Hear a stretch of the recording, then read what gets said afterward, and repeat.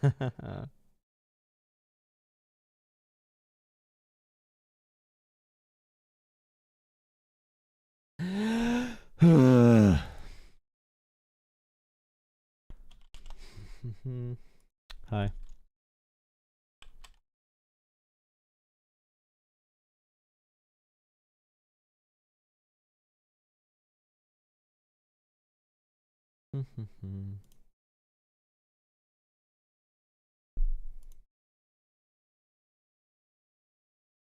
As long as the trains run on time.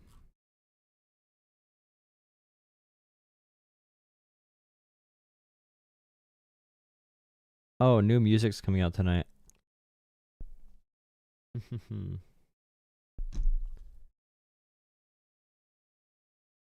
New Drake. New Drake music. New Drake.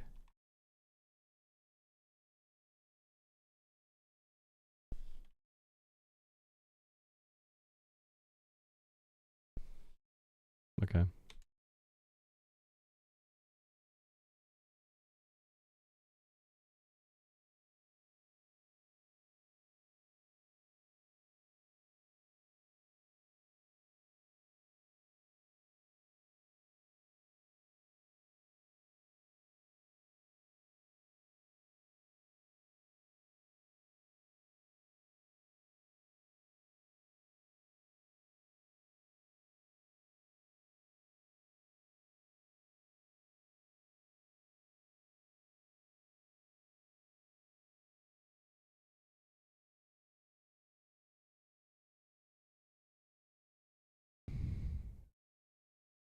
Okay.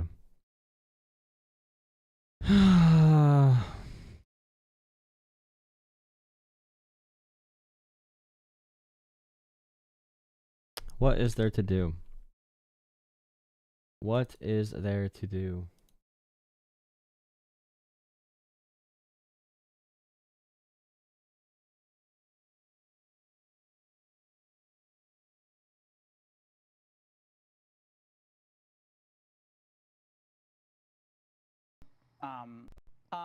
Anti-abortion or pro-life people and pro-abortion people are debating about what y'all are going to. Even the framing here is insane. Obviously. Anti-abortion or pro-life people and Anti-abortion, she's right about that. pro-abortion people are debating about what y'all are. So anti or pro-abortion, that's not the policy position. But the left-wing liberals are too scared to say pro-choice and anti-choice. They say pro-life or pro-choice. The only policy decision is, are you pro-choice or anti-choice? Do you want to take the choice away and make it a big government authoritarian crackdown? Or do you want to give that choice to whoever, someone to make the choice with their doctor? Should they have the freedom to do that? But of course she says, are you pro-abortion or anti-abortion? Because, of course we're pro-abortion if you want someone to make a decision with their doctor. We're going to do with the abortifacient drugs that some would say haven't been studied enough, especially among young people. They're over the counter. Biden loosened the restrictions on them. What will you do on that issue? President Trump hasn't made a decision about that issue yet. Study it more? What he's asked me to do is study the safety and study the safety signals. And I think that that's worth doing. During the Biden administration, the NIH did something that was inexcusable. Now the White House is the biggest disseminator of disinformation in human history, of course. 1,000 people, children, had autism. Now it's 1 in 36. Think of that. 1 in 10,000. 1 in 10,000. Now it's 1 in 36. Who can believe that? There's something wrong. There's something wrong. And I think it's something. If you think for even 5 seconds, you would know it's because the diagnosis criteria has become more expanded. We also know how to find autism more. We know how to approach it more often. More people are seeking out help. If they do have issues, they see more, the access to mental health care is expanded. That's why the numbers increased. It's not because, it was not real before and now it's real. It was always real. We just have ways to track it now. 1,000 people, children, had autism. Now it's 1 in 36. Think of that. 1 in. Same clip, Why is the same clip posted right underneath it? I don't get that.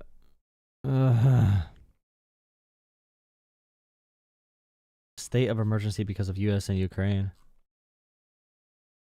True. That are not. Will you investigate the? Will you?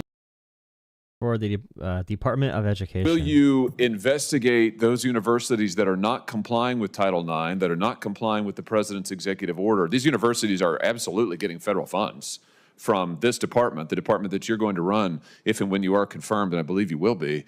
Will you investigate those universities and give them an ultimatum? Either they need to comply with the law. Nonsense. Is there more obesity now because we detect it better? Are you stupid? Are you extremely dumb? Or is that a serious question? They need to follow the law of Title IX. They need to follow the rules issued by this administration, your department, or no federal funding. I mean, will you make sure that the law is enforced? Yes, we will make sure the law is enforced. Very good. Let me ask you about... I'm a teacher, and the senator will suspend. The committee will come to order. Capitol Police are asked to remove the individual from the...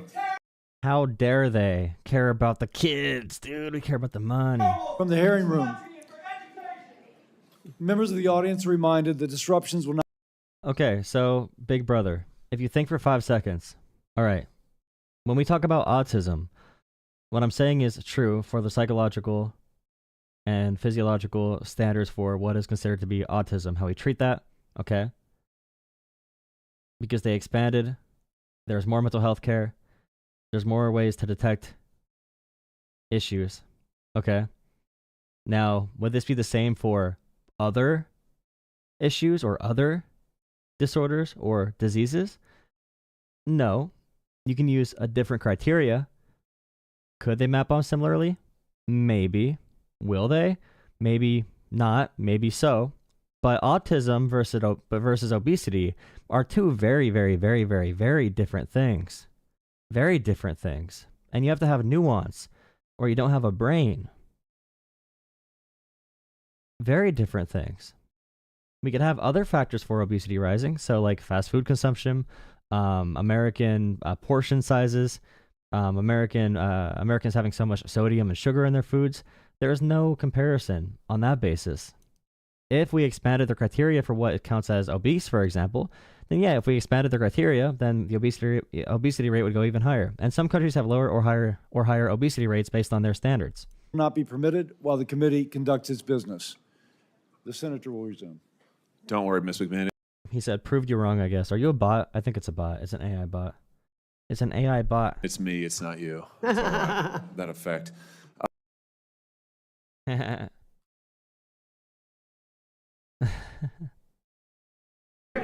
are you going to fight China if you're going to be tough with India on trade? How are you going to beat China then?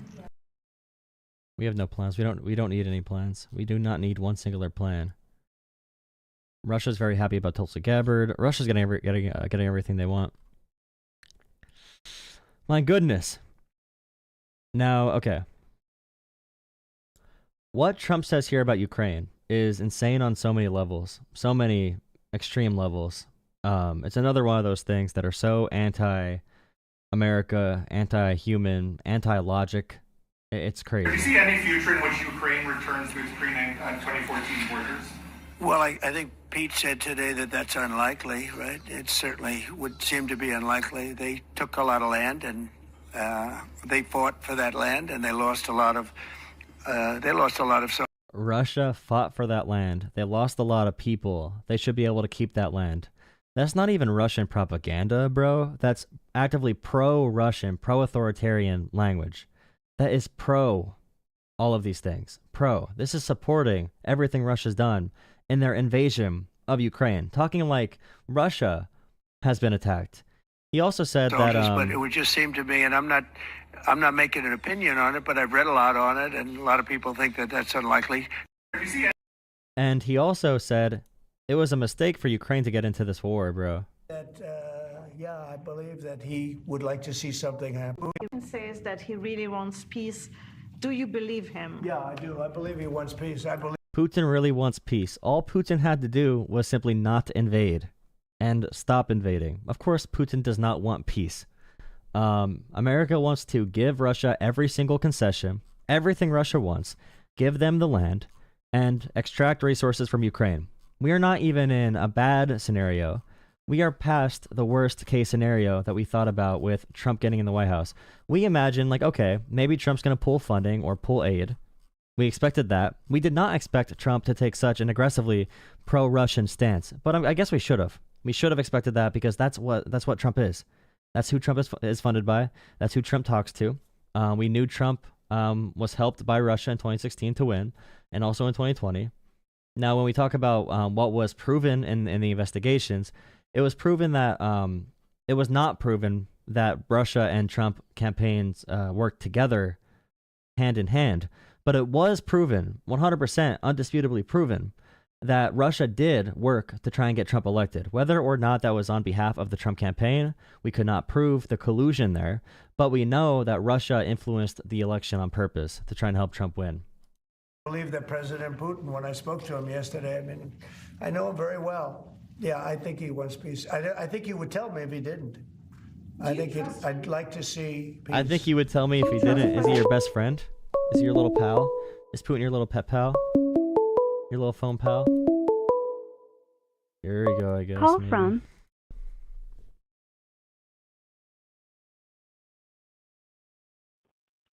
Hello? Yes, hi. I'm here to debate.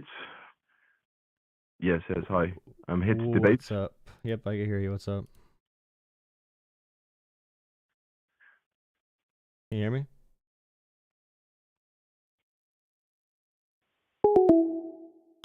Okay. Was that the Russian agent they sent to come debate me on Russia?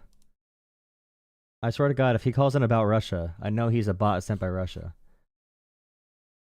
If he wants to talk about Russia specifically, I bet.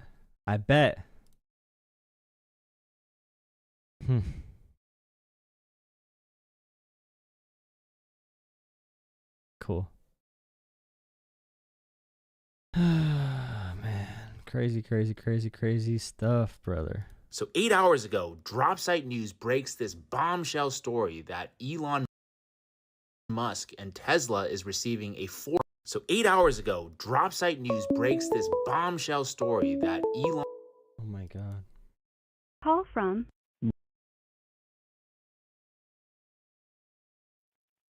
Hello. Hello? Hello, can you hear me? Yes, sir. Okay, you can hear me all right through the Google Voice, right? Through your phone? Yeah. All right, awesome. What's up? Not much, man. How about you? Just hanging out. What do you want to chat about? Just the fact that you are mentally unstable. All right, make your argument. Well, that was a big own, bro. Okay, that's what happens when you're very weak and pathetic and you have nothing to really stand on. You got to come in and do that. It shows your intellectual inferiority.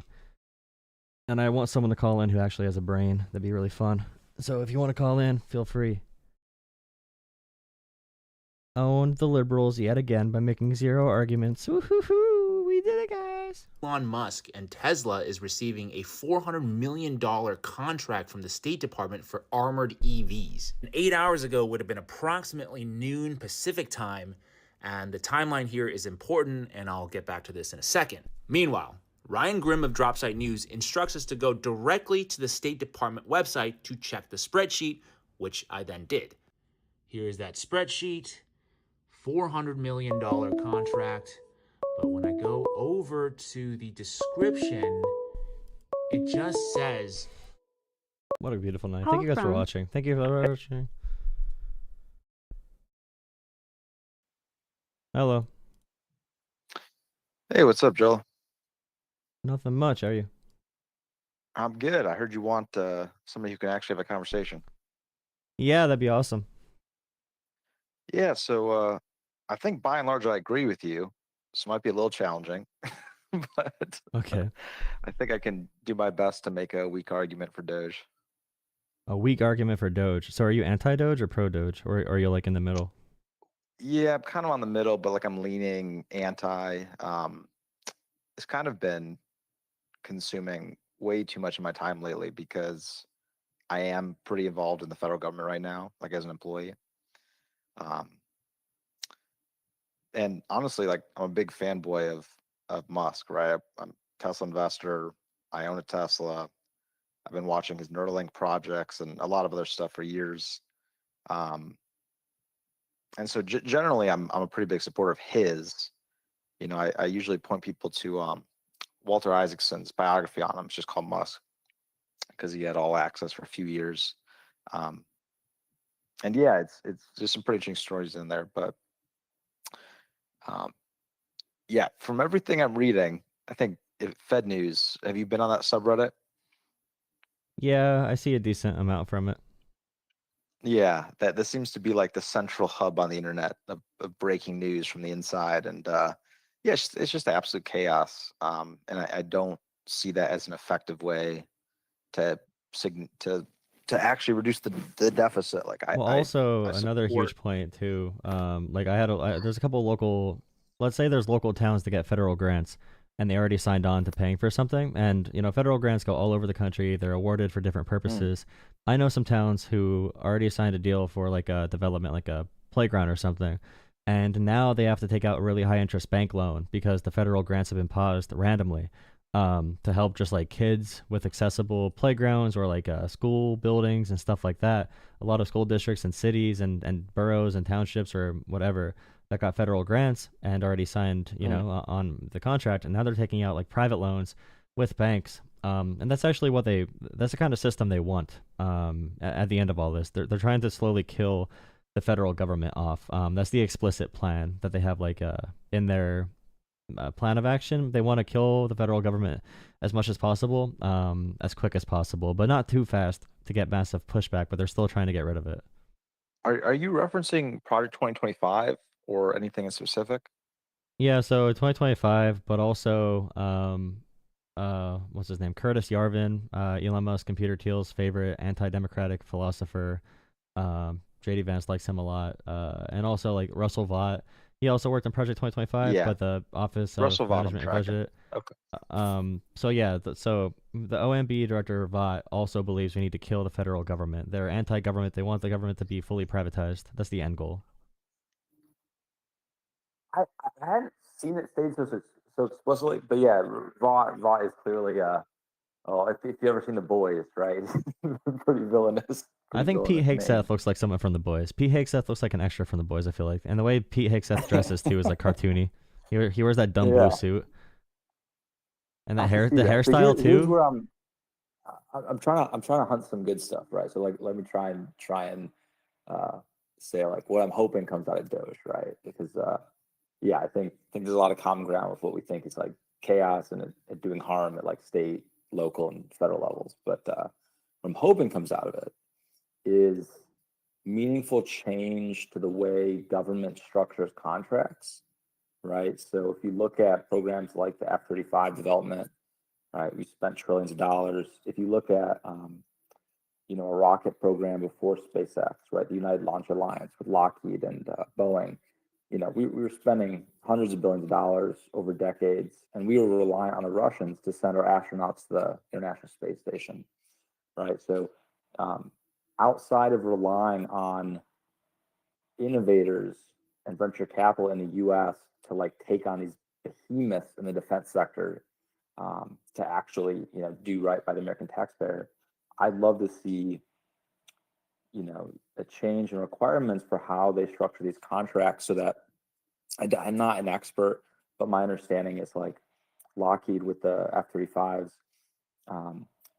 they get paid entirely for the maintenance of the aircraft. So there's no incentive to make them, durable because they're just going to make more money if they fall to pieces, kind of an idea. I'm hoping that there's some change in that in a meaningful way so that companies are incentivized, but not to leech off the government for decades. Well, Elon Musk got the FAA director removed because he was trying to regulate Elon Musk's unsafe rocket launches that were he was really pushing the limit when it comes to restricted airspace, and also not maintaining when there's explosions, not having a good plan in place for maintaining safety and following regulations.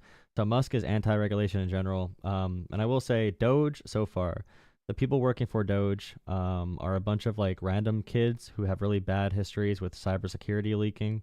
And they're hackers. They brought in zero, forensic auditors or whatever you might want to bring into a program like this. They've been installing private servers in government agencies. They've been hiring private security to lock employees out of these agencies and probably stealing information.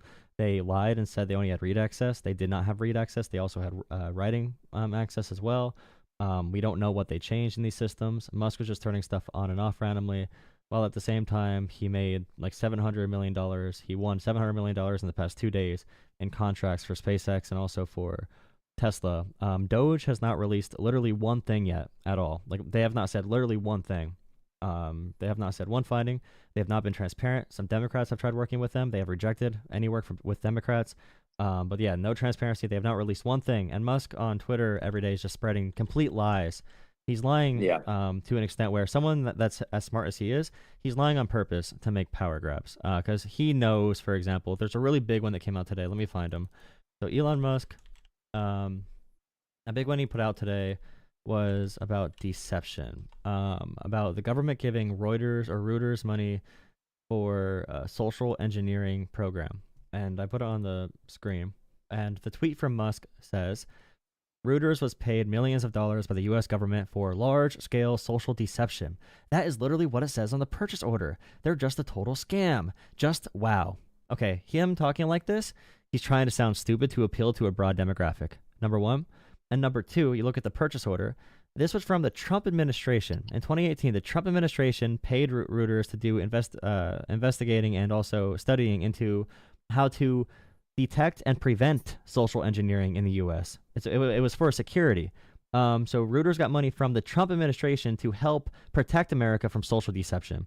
And Elon Musk, again, says Reuters was paid millions of dollars by the U.S. government for large-scale social deception. That is literally what it says on the purchase order. They're a total scam. Just wow. This is manipulator language. This is liar language. He's smart. He knows. You could look in the screenshot he shared, but he is trusting. And this is from usaspending.gov, which is always public, has always been public. But now DOGE, whatever, they're branding. They're sharing this page around, usaspending.gov. That's always been there. We could have seen this like in the past whatever number of years. They're acting like it's new information. This is what he's been doing the past few weeks. He's been lying his ass off about everything. He lied about the 50 billion condoms being sent to Gaza. He admitted he lied about that. Yeah. The White House is still carrying that lie. But yeah, he does this on purpose. He's lying to get more power in the government. Hold up. On the $50 million condom story. So, if I'm trying to make the argument against you, I have to at least defend him. When he was confronted by reporters in the Oval Office about that being a falsehood, he admitted that he was likely incorrect on that statement, right? So I'm not saying that justifies him spreading falsehoods on Twitter in the first place. Again, he released that like 2 weeks ago. He doesn't know. No, he doesn't, though. He does not admit it. So two weeks ago when this came out, $50 million, it was debunked instantly. Okay, it was $50 million. Then the White House doubled it, said it was $100 million. Then Trump said it's because they're sending, DOGE found they're sending balloons to Hamas, condoms to Hamas to make balloon bombs. Right. That was and Trump doubled it. And then said that. And DOGE also pushed this lie, let it sit for 2 or 3 weeks. He knew it was fake. He pushed it on purpose because it was fake. The only reason he admit in person there is because this is why, by the way, this is why authoritarians always kill the media, or like they block out all media that's not going to be like loyalist state media, because once they're confronted in person with these dumbass lies, it's really hard to lie about. So you need to be like, yeah, I might have been wrong about that one. Finally, in person. Then he went right back to sharing this the same day. The same day he shares this. This is not enough to be mistaken. If you're a 12-year-old, you can read this and see what it's about. He is lying to people. He's selling this image of like government efficiency. Well, he is getting sensitive information. We don't know where that information is being sent. He's probably using it to train a language model. We have no idea. There's no way to have any transparency. But more than likely, he just met with India today. He met with India today, and he's trying to get Tesla sold in India and more deals with India. This is 100% a Trojan horse by the richest man in the world to infiltrate the U.S. government. And I wish Americans would see it for that. But I hear a lot of people saying like, and you can tell me what you think about this argument or respond to the other stuff. They say Elon Musk is already worth so much money, dude. He doesn't need any more money. He's doing this because he really cares about us. That one's tricky. I mean, I do. I mean, I don't know him, right? Like I thought the biography is the best assessment of his state of mind, at least as of 2 years ago, right? And I think genuinely, like with many immigrants to this country, right, he identifies with some American values and he has a sense of patriotism. And I think that contributes to some of his efforts, right? So I don't think it's entirely greed driving this. Now, do you think it's possible? Effort, but I will say, I'm sure he's not going to complain about becoming the first trillionaire. But do you think it's possible that he is propagandizing like every corrupt leader does, and he's selling a book like that on purpose to create a facade of who he really is? Do you know that Elon Musk's grandfather, his name was Joshua Haldeman, a Canadian chiropractor, amateur archaeologist. He was a known neo-Nazi. He got arrested for it. And he wrote a book.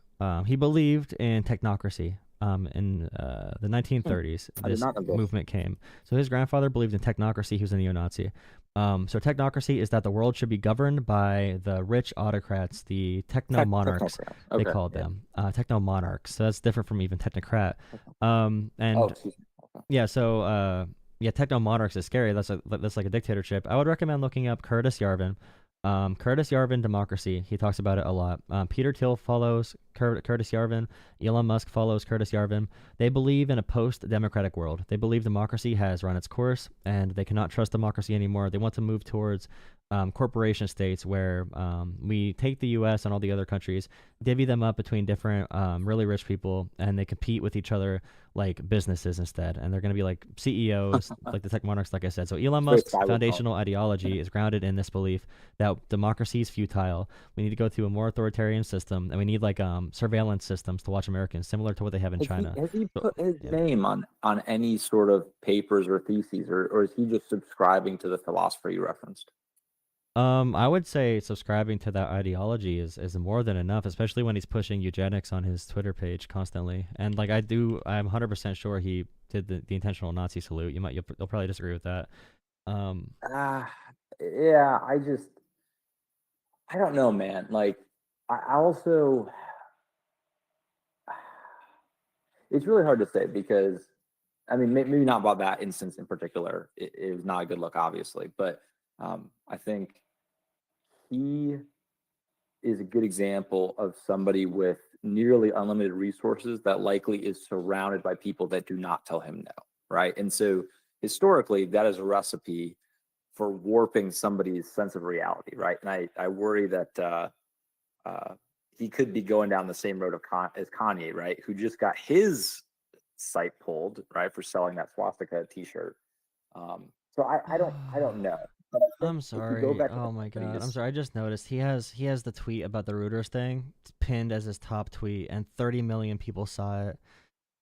Oh, well, sure, man. He's got the whole U.S. population subscribed to him. He's lying on purpose, though. It's so damaging. He's lying on purpose, and people are gonna call into my show believing this tonight. I guarantee you.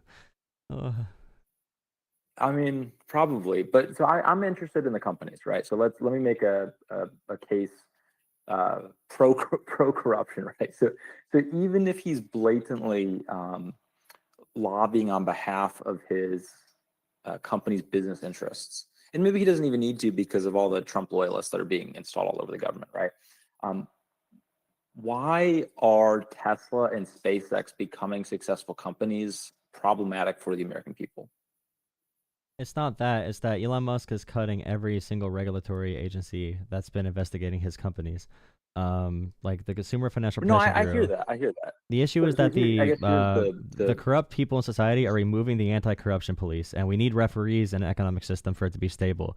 And also to maintain freedom and democracy, we need refs. We need refs in the system. We need a rule book that people go by at least enough, and people to hold them accountable. The White House said Elon Musk is going to be determining his own conflicts of interest. That's that's so corrupt. Like, to get that much money, by the way, you need to be a very, very power hungry person in general. Like, he's not going to stop. It's like saying that like an alcoholic's not going to drink more, or a heroin addict's not going to use more heroin. I struggle with that, man. I don't know. I don't know how true the stories are, but my understanding was SpaceX and Tesla were not launched out of a profit-seeking motive. It was like, if you read the initial business plan for Tesla, it seemed fairly altruistic.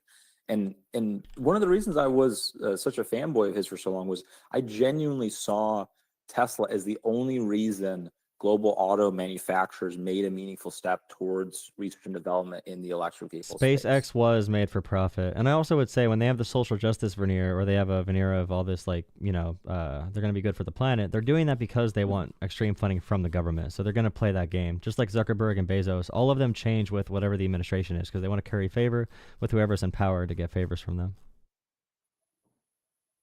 Well, I don't disagree with that on the business side, but I don't see how that, I guess this is my thought, right? So in my mind, Tesla's products, both software and hardware, are very good for America, right? If Tesla steamrolls regulators like NHTSA that could slow down it bringing software features to its customers, allowing further autonomy on roadways, right? Why is that a bad thing?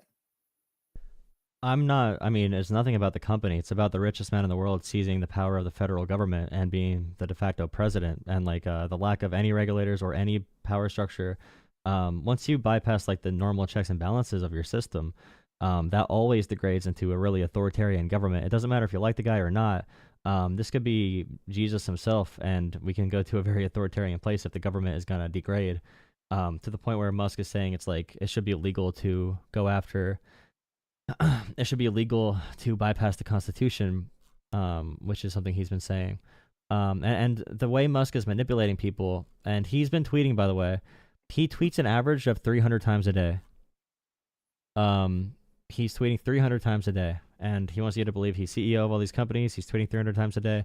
I would just be worried to give him the credit for this stuff. If you look into his history, his actual financial history, he has not invented much.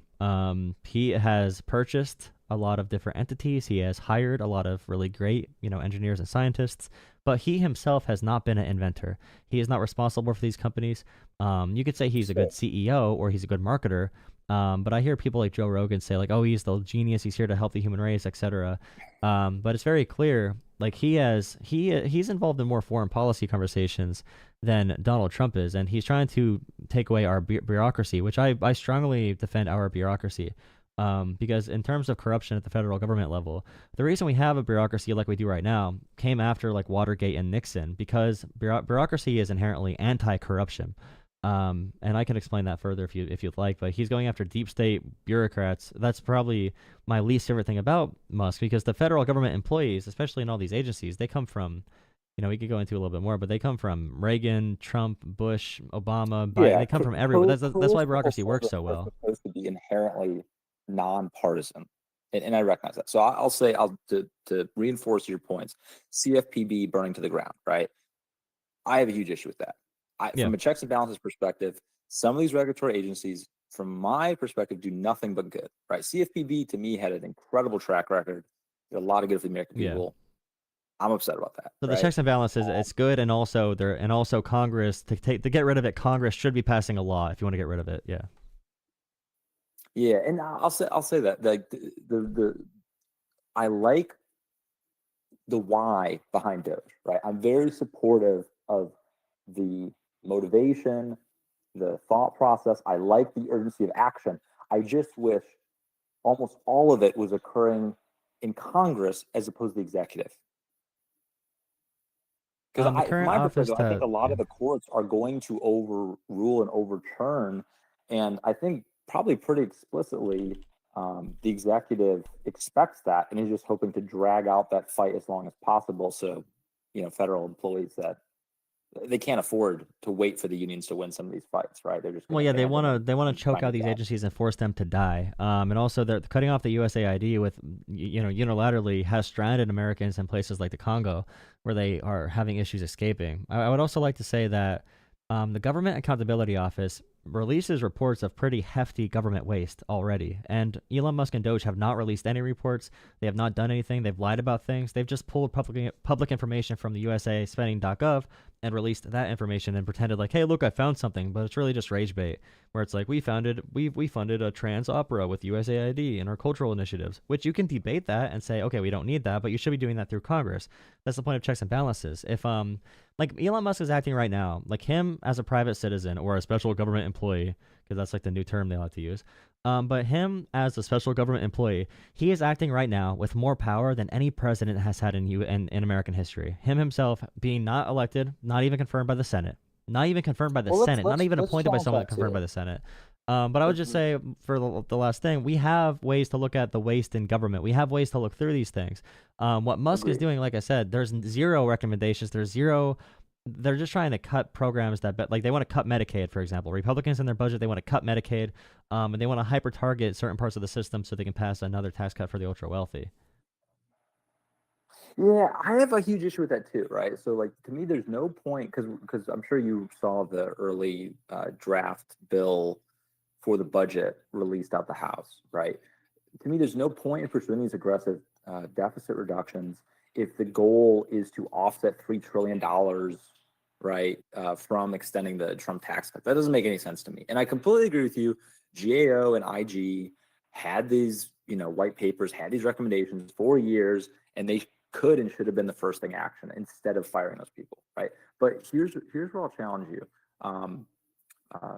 There is historical precedent for people in roles like Musk's, right? So my understanding is Henry Ford and other people in positions similar to his helped during World War II, right? The administration, where they were basically brought in, and I think the government even actually took over the means of production from private companies during the warfighting effort, and actually would put some of these capitalists in charge of those operations. So from my understanding, it's not entirely unprecedented. I understand people's discomfort with it. Well, they already have every administration has, for example, like a big bank board member that comes in and does like the treasury or something, but they're usually trusted. They're usually confirmed. It's usually not just like a loyalist. But the entire another thing as well, just stealing information. Trump or Elon Musk just announcing. Well, I mean, they have 0 cases of fraud. They ask Musk about fraud, and they say, well, we saw some government employees and they had really high net worths of like $10 million. And I'm like, how did they get that? It's such a dumb point. Like they're literally just trying to make people mad. I understand liking Musk, but I'm saying like I think you can have a respect for someone who might be powerful and who might know how to wield power and might know how to accumulate massive amounts of wealth and be like a fantastic entrepreneur. You can respect that person while also being afraid of them and also realizing this person has like negative incentives.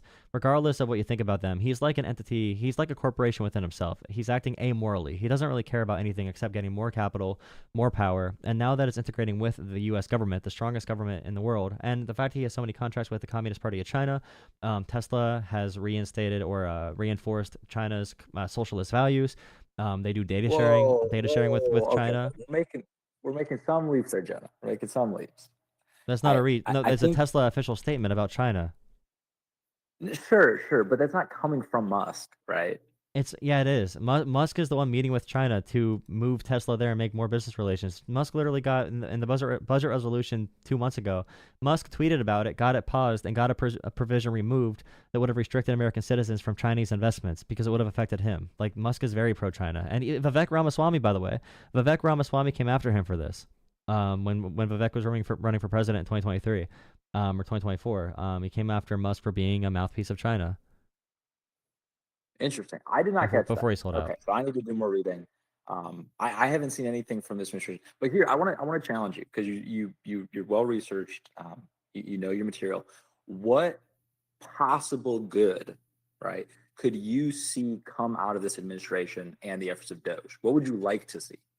I would like to see the American people actually understand how government works, because right now they're seizing on the idea and it's a fact that American people will believe anything. They think Americans are dumb and Americans are proving them right. I don't think Americans are dumb. They're just being okay being lied to, and I think Democrats need to message better. But I'm hoping at the end of this, people realize what government does so well, all the stability that they take for granted as they see it fall apart. I hope they are, able to see the government's a hard thing to do. We pull it off pretty well as a human civilization. We have done really, really, really, really, really well. We're at the peak of humanity right now in 2025, but people want to complain about literally everything. So I'm hoping out of this entire thing, we realize we have to be engaged. USA, the fact that no one knows that USAspending.gov exists, but they want to talk about government waste the past 15 years, and they never even looked at the website, and now they can bring up random shit from their website and just like make up conspiracies about it, and anyone will believe it. I hope the American people grow their own freaking brains and get independent thought, and we can rebuild our republic and care about our constitution and care about American freedoms. But as far as Elon Musk goes, he is 100%. It's a quiet coup of the U.S. government. I'm like, you could read any statement from any of these people. They're working in 2025 or working in the Trump administration. They are loyalists. They want to overturn the government and give it to private industries and give it to their friends. They're following the Russia model. They're following the Hungary model. J.D. Vance literally shouted out Hungary and Viktor Orban the entire campaign trail. J.D. Vance said he's a huge inspiration. The least free country in the European Union. The least free country in the European Union. J.D. Vance wants to model our government off of. And that's really, really, really, really scary, whether you like them or not. Like they want to move us to an authoritarian direction. And Musk is calling for judges to be attacked now on Twitter. It's so, oh yeah, this lie as well. Elon Musk is sharing the salaries of Congress people. Where did all this money come from? It's just incorrect amounts. There's one with saying that AOC is worth $40 million when she's actually worth like $50,000.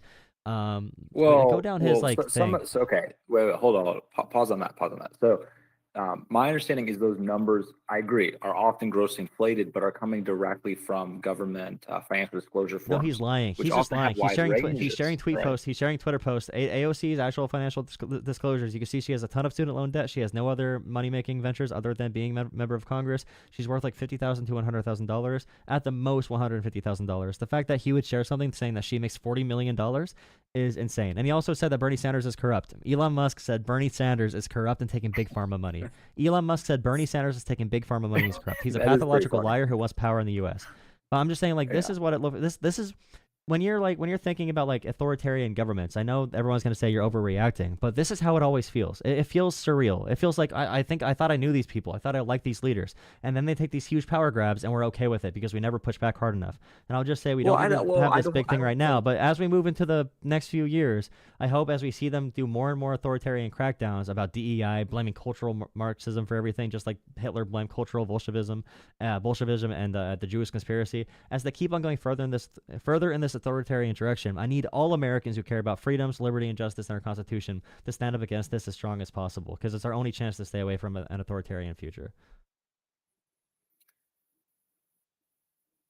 I still want to push you to I think I heard pretty clearly what you hope the outcome of this failed experiment will be, right?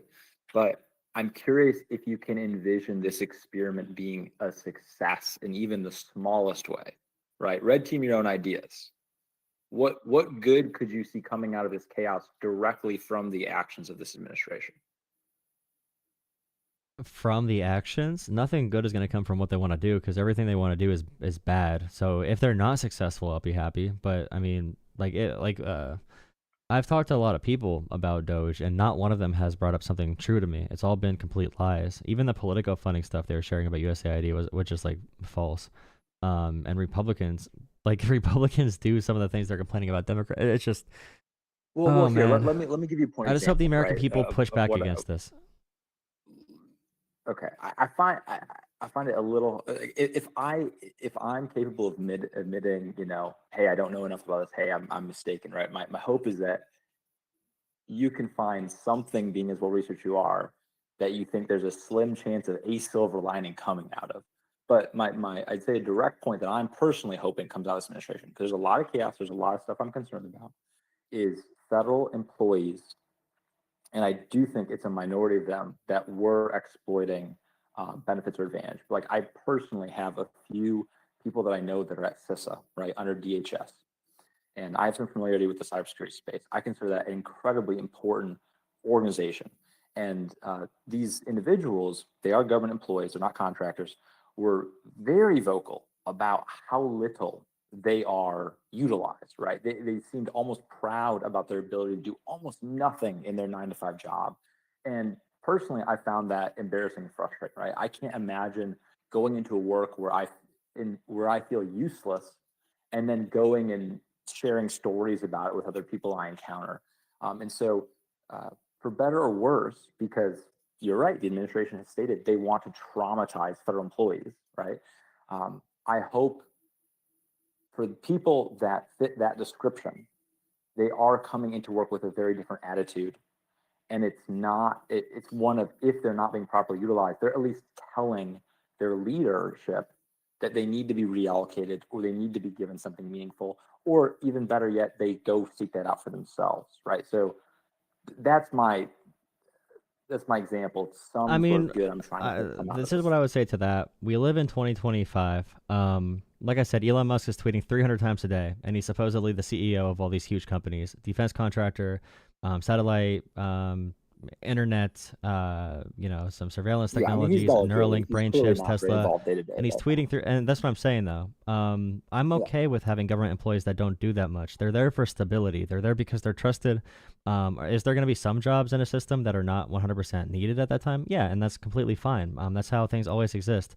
And we want a future where people feel like they're not working that much. We want a future where things are automated to the point where we're like, okay, well, it's pretty chill. I can work 10 to 15 hours a week at my best capacity, and then I can move on and do other stuff. Like, there's a lot of office jobs where, like, for example, I can be hired because I'm really good at policy, and I'm very well, they can trust me and trust my emotional regulation.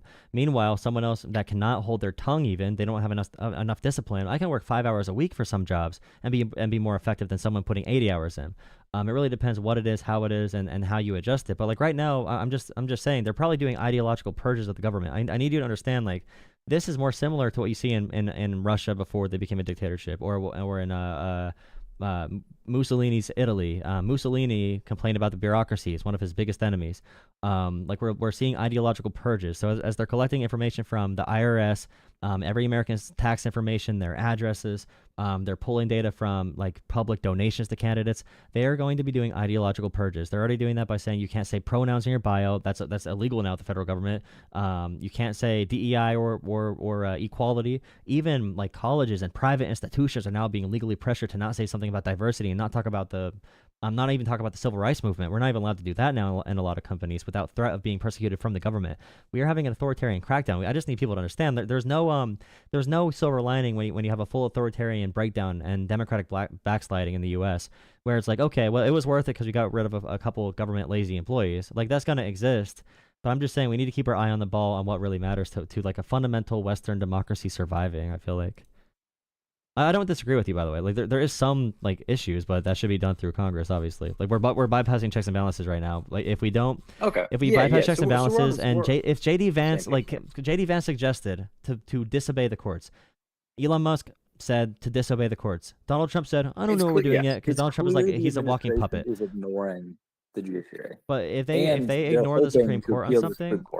If they ignore the Supreme Court, or if the Supreme Court knows they're going to ignore it, that can influence the justices' decisions, because it might be embarrassing if they make a ruling and then the White House does not follow it. So we might have, it's like regular judicial capture or something, or regulatory capture, whatever you want to call it, from the executive branch threatening people. They're throwing out random lawsuits. Eric Adams in New York City was involved in a corruption bribe lawsuit, they just dropped it and literally said it was a quid pro quo. There's judges that Trump appointed 3 weeks ago resigning now. Judges from that worked with Scalia, people from the Reagan Bush administration who are resigning now because of these insane legal rulings that Trump administration is doing. This is the biggest authoritarian grab.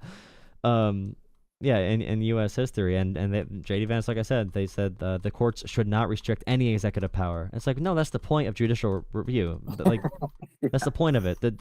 We say, okay, this is not constitutional. That is literally the role of the courts. Well, here's an extension of this, right? You're clearly identifying, from your perspective, a constitutional crisis. I'm not convinced we're there yet, but we'll ask this, right? We have. And I feel an incredibly resilient, durable bedrock that the founders put in place, right? It's being tested in a way it's never been tested before. Do you think our systems of government will survive this administration's efforts? No, I think they're going to have to become something new. We're fighting for a new social contract. You have to even just like think about the cabinet nominees. Before in American history, there has not been one person in a confirmation hearing or in like when they're having their regular hearings to like talk to the senators or whatever. Usually, if you ask a question, for example, like if the president gives you an order that's unconstitutional or illegal, will you follow it? And the person says, nope, I put the Constitution above the president. Yeah.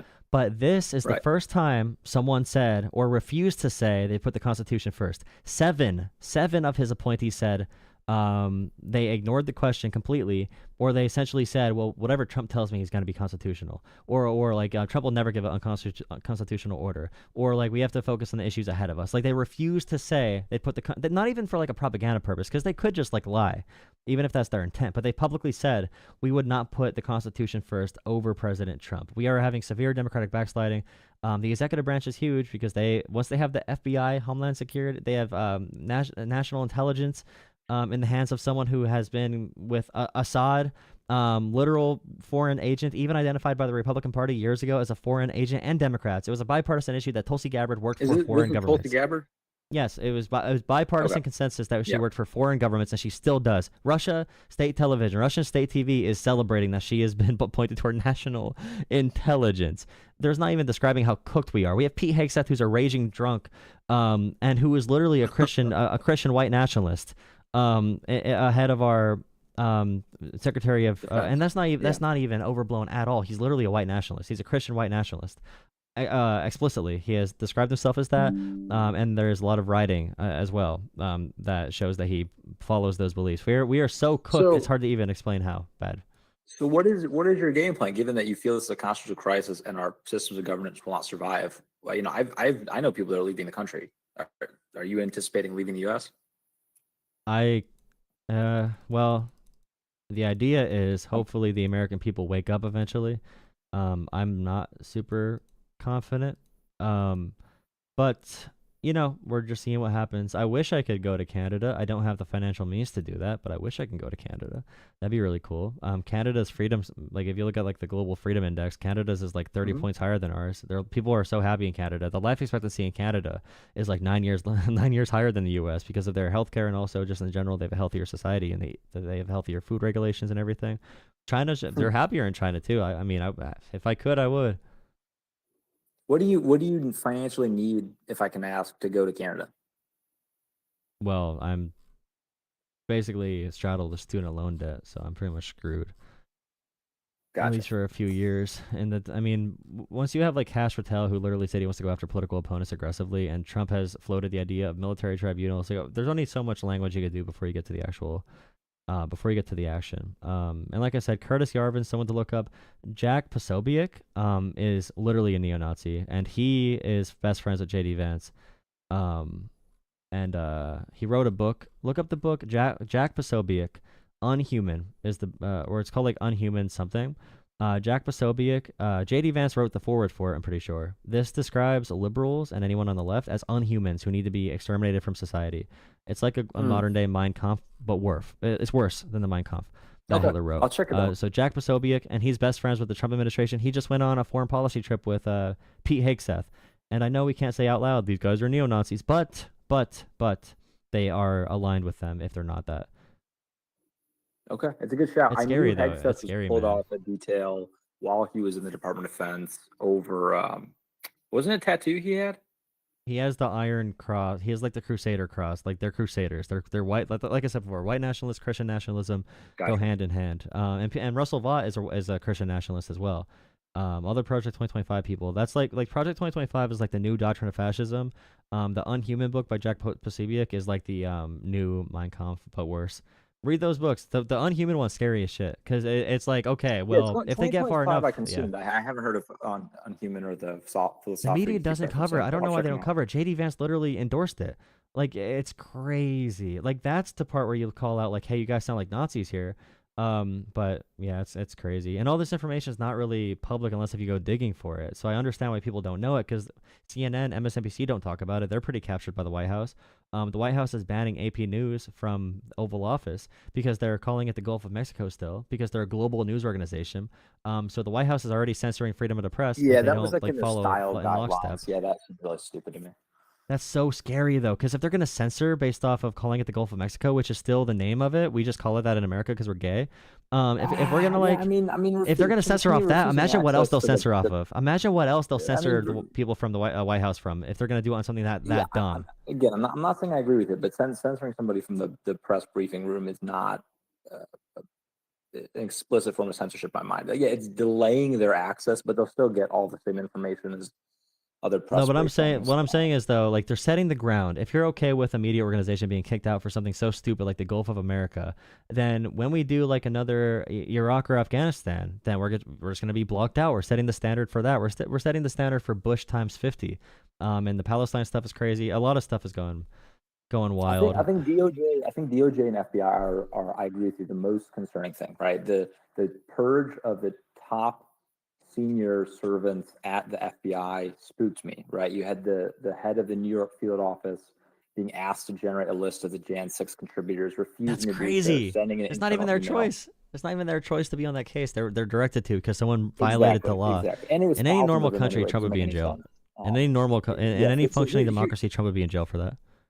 I'm gonna counter the hey, this let's say we agree on the constitutional crisis, but your I think argument was that this administration will fundamentally change that bedrock of checks and balances that I described, right? And here's my counter to that. While senior appointees, right, in the defense, right, so Secretary of Defense, potentially the Joint Chief of Staffs, right, the most senior ranking military officers, as well as obviously the Attorney General and the FBI Director are stooges, loyalists, right, completely pro-Trump, blindly so. I remain confident that a majority, right, not all, but a majority of the individual service members and FBI agents and all the people that support them are going to uphold their oath to the Constitution. I hope so. It's scary, I mean, man. The propaganda is powerful. It's really scary. And like Musk just put up a post. Musk just said today, if any judge anywhere can stop every presidential action everywhere, we do not live in a democracy. Musk is not dumb. He's not dumb. He's doing this on purpose. When he says if any judge anywhere can stop every presidential action everywhere. Okay, they have not stopped every presidential action. They stopped the illegal ones. They stopped the unconstitutional ones. And this is purposeful propaganda to shut down your brains because Elon Musk thinks you guys are all dumb. Not you, not who I'm talking to. People in chat. He thinks that people in chat are dumbasses. That he thinks you're stupid and you don't understand how the Constitution works or checks and balances. And if you don't understand it, call into my show. Send me an email. We need to talk about this because the fate of our entire way of doing government is relying on this. And I get the point with like the FBI agents and CIA and etc. But like, it's really hard to be a whistleblower. It's really hard to it's really hard to uphold the Constitution. You have to imagine if Trump orders people to go into Gaza and start gunning down civilians, they won't. But they can find people who will. We've had mercenary groups do war crimes before. Trump pardoned the Blackwater war criminals that gunned down civilians in Iraq that were in jail for life. Trump just pardoned them for funsies. So when it comes to private security, and also how Hitler had brown shirts. When Trump pardons all the January 6th violent offenders, they know that they're going to get an instant pardon. Anything they do inside federal land is now legal. If they do it on behalf of Trump and they're in D.C., it is now legal. And that's extremely, extremely scary. And thank you so much, Red Scare. Thank you, Red Scare. That's a great name. Thank you, Red Scare, for the 5 gifted memberships. Thank you so much, Red Scare. I think you're new to the channel. I haven't seen your name before. Thank you so much for joining me. Please drop a like on the stream, everyone. It really helps with the algorithm. Drop a like on the stream. Hit subscribe. Thank you to our caller as well. You can call in a few minutes. If you want to guarantee a call in, if you disagree with me, there is a line. But if you Venmo or Cash App or PayPal me $10 with your first name and your phone number, I'll look for your number and you could be first for the next call.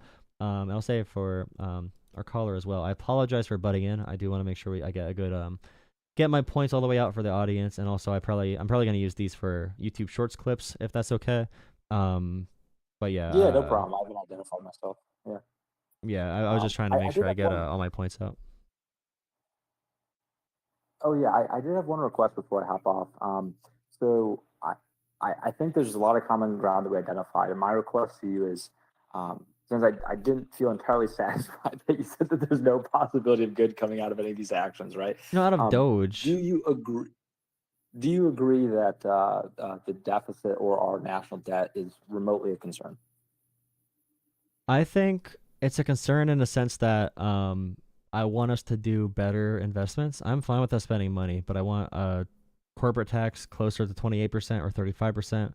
I want our tax for the top 1% pre-Trump's tax cuts. I would maintain the tax cuts for middle class and working class, but there's no reason we had to take a deficit hit on those tax cuts. It did not help the economy. The economy stayed relatively stable with the growth in 2017. So with like the debt, I mean, that's the hard part about this, because DOGE, that's why I say it's a Trojan horse, because DOGE brands itself as something Americans want to see happen.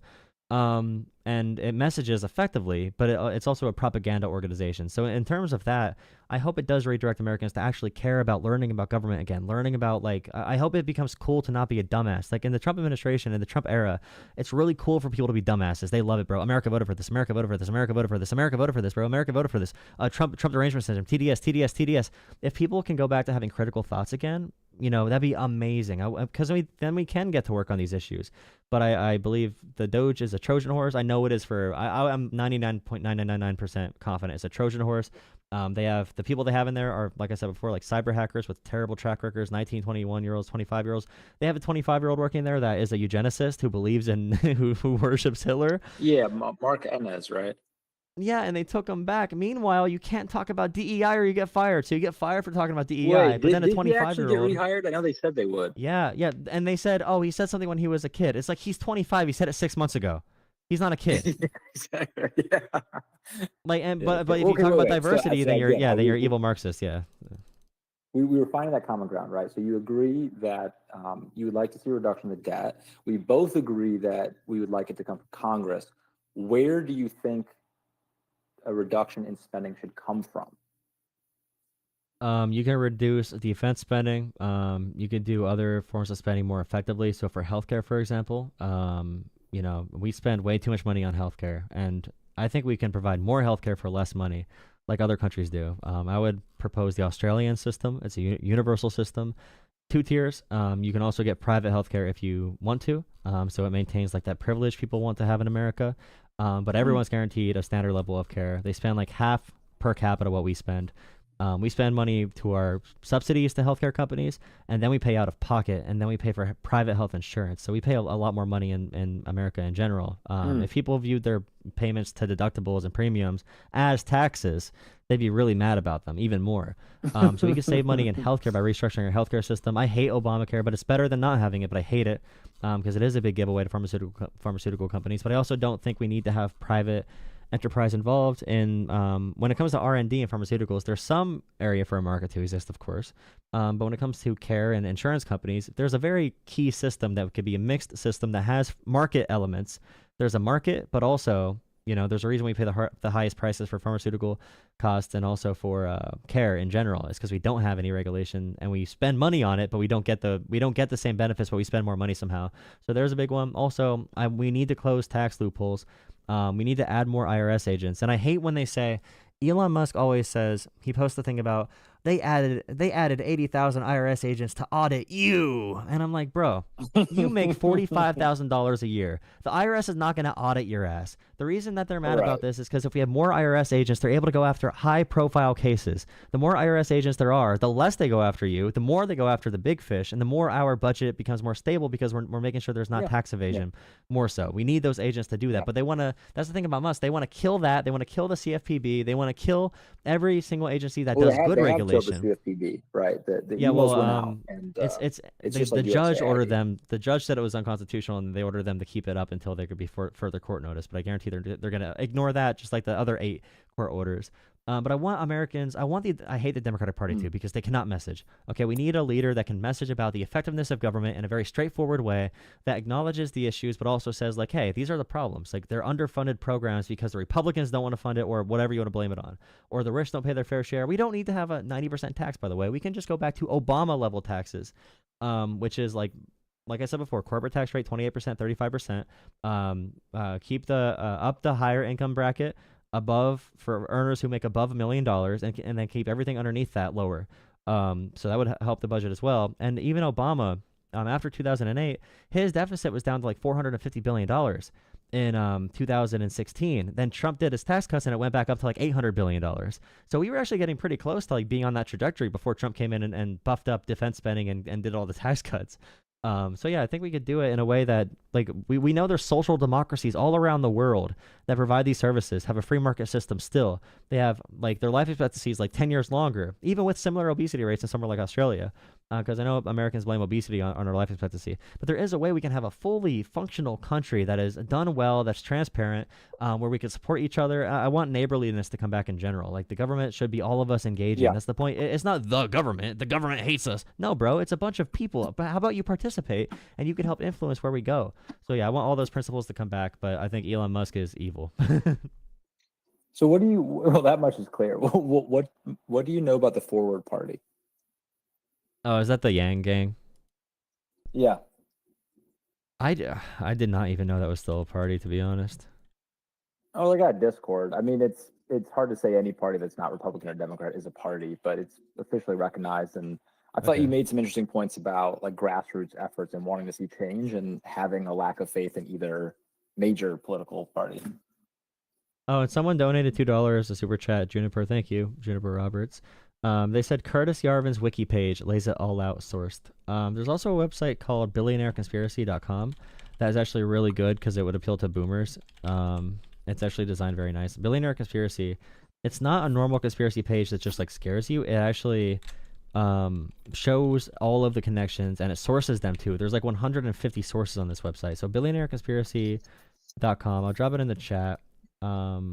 The billionaire plan to end America, and this is all well sourced. It's not a conspiracy. We have Peter Thiel talking about so like Peter Thiel handpicked J.D. Vance to be VP.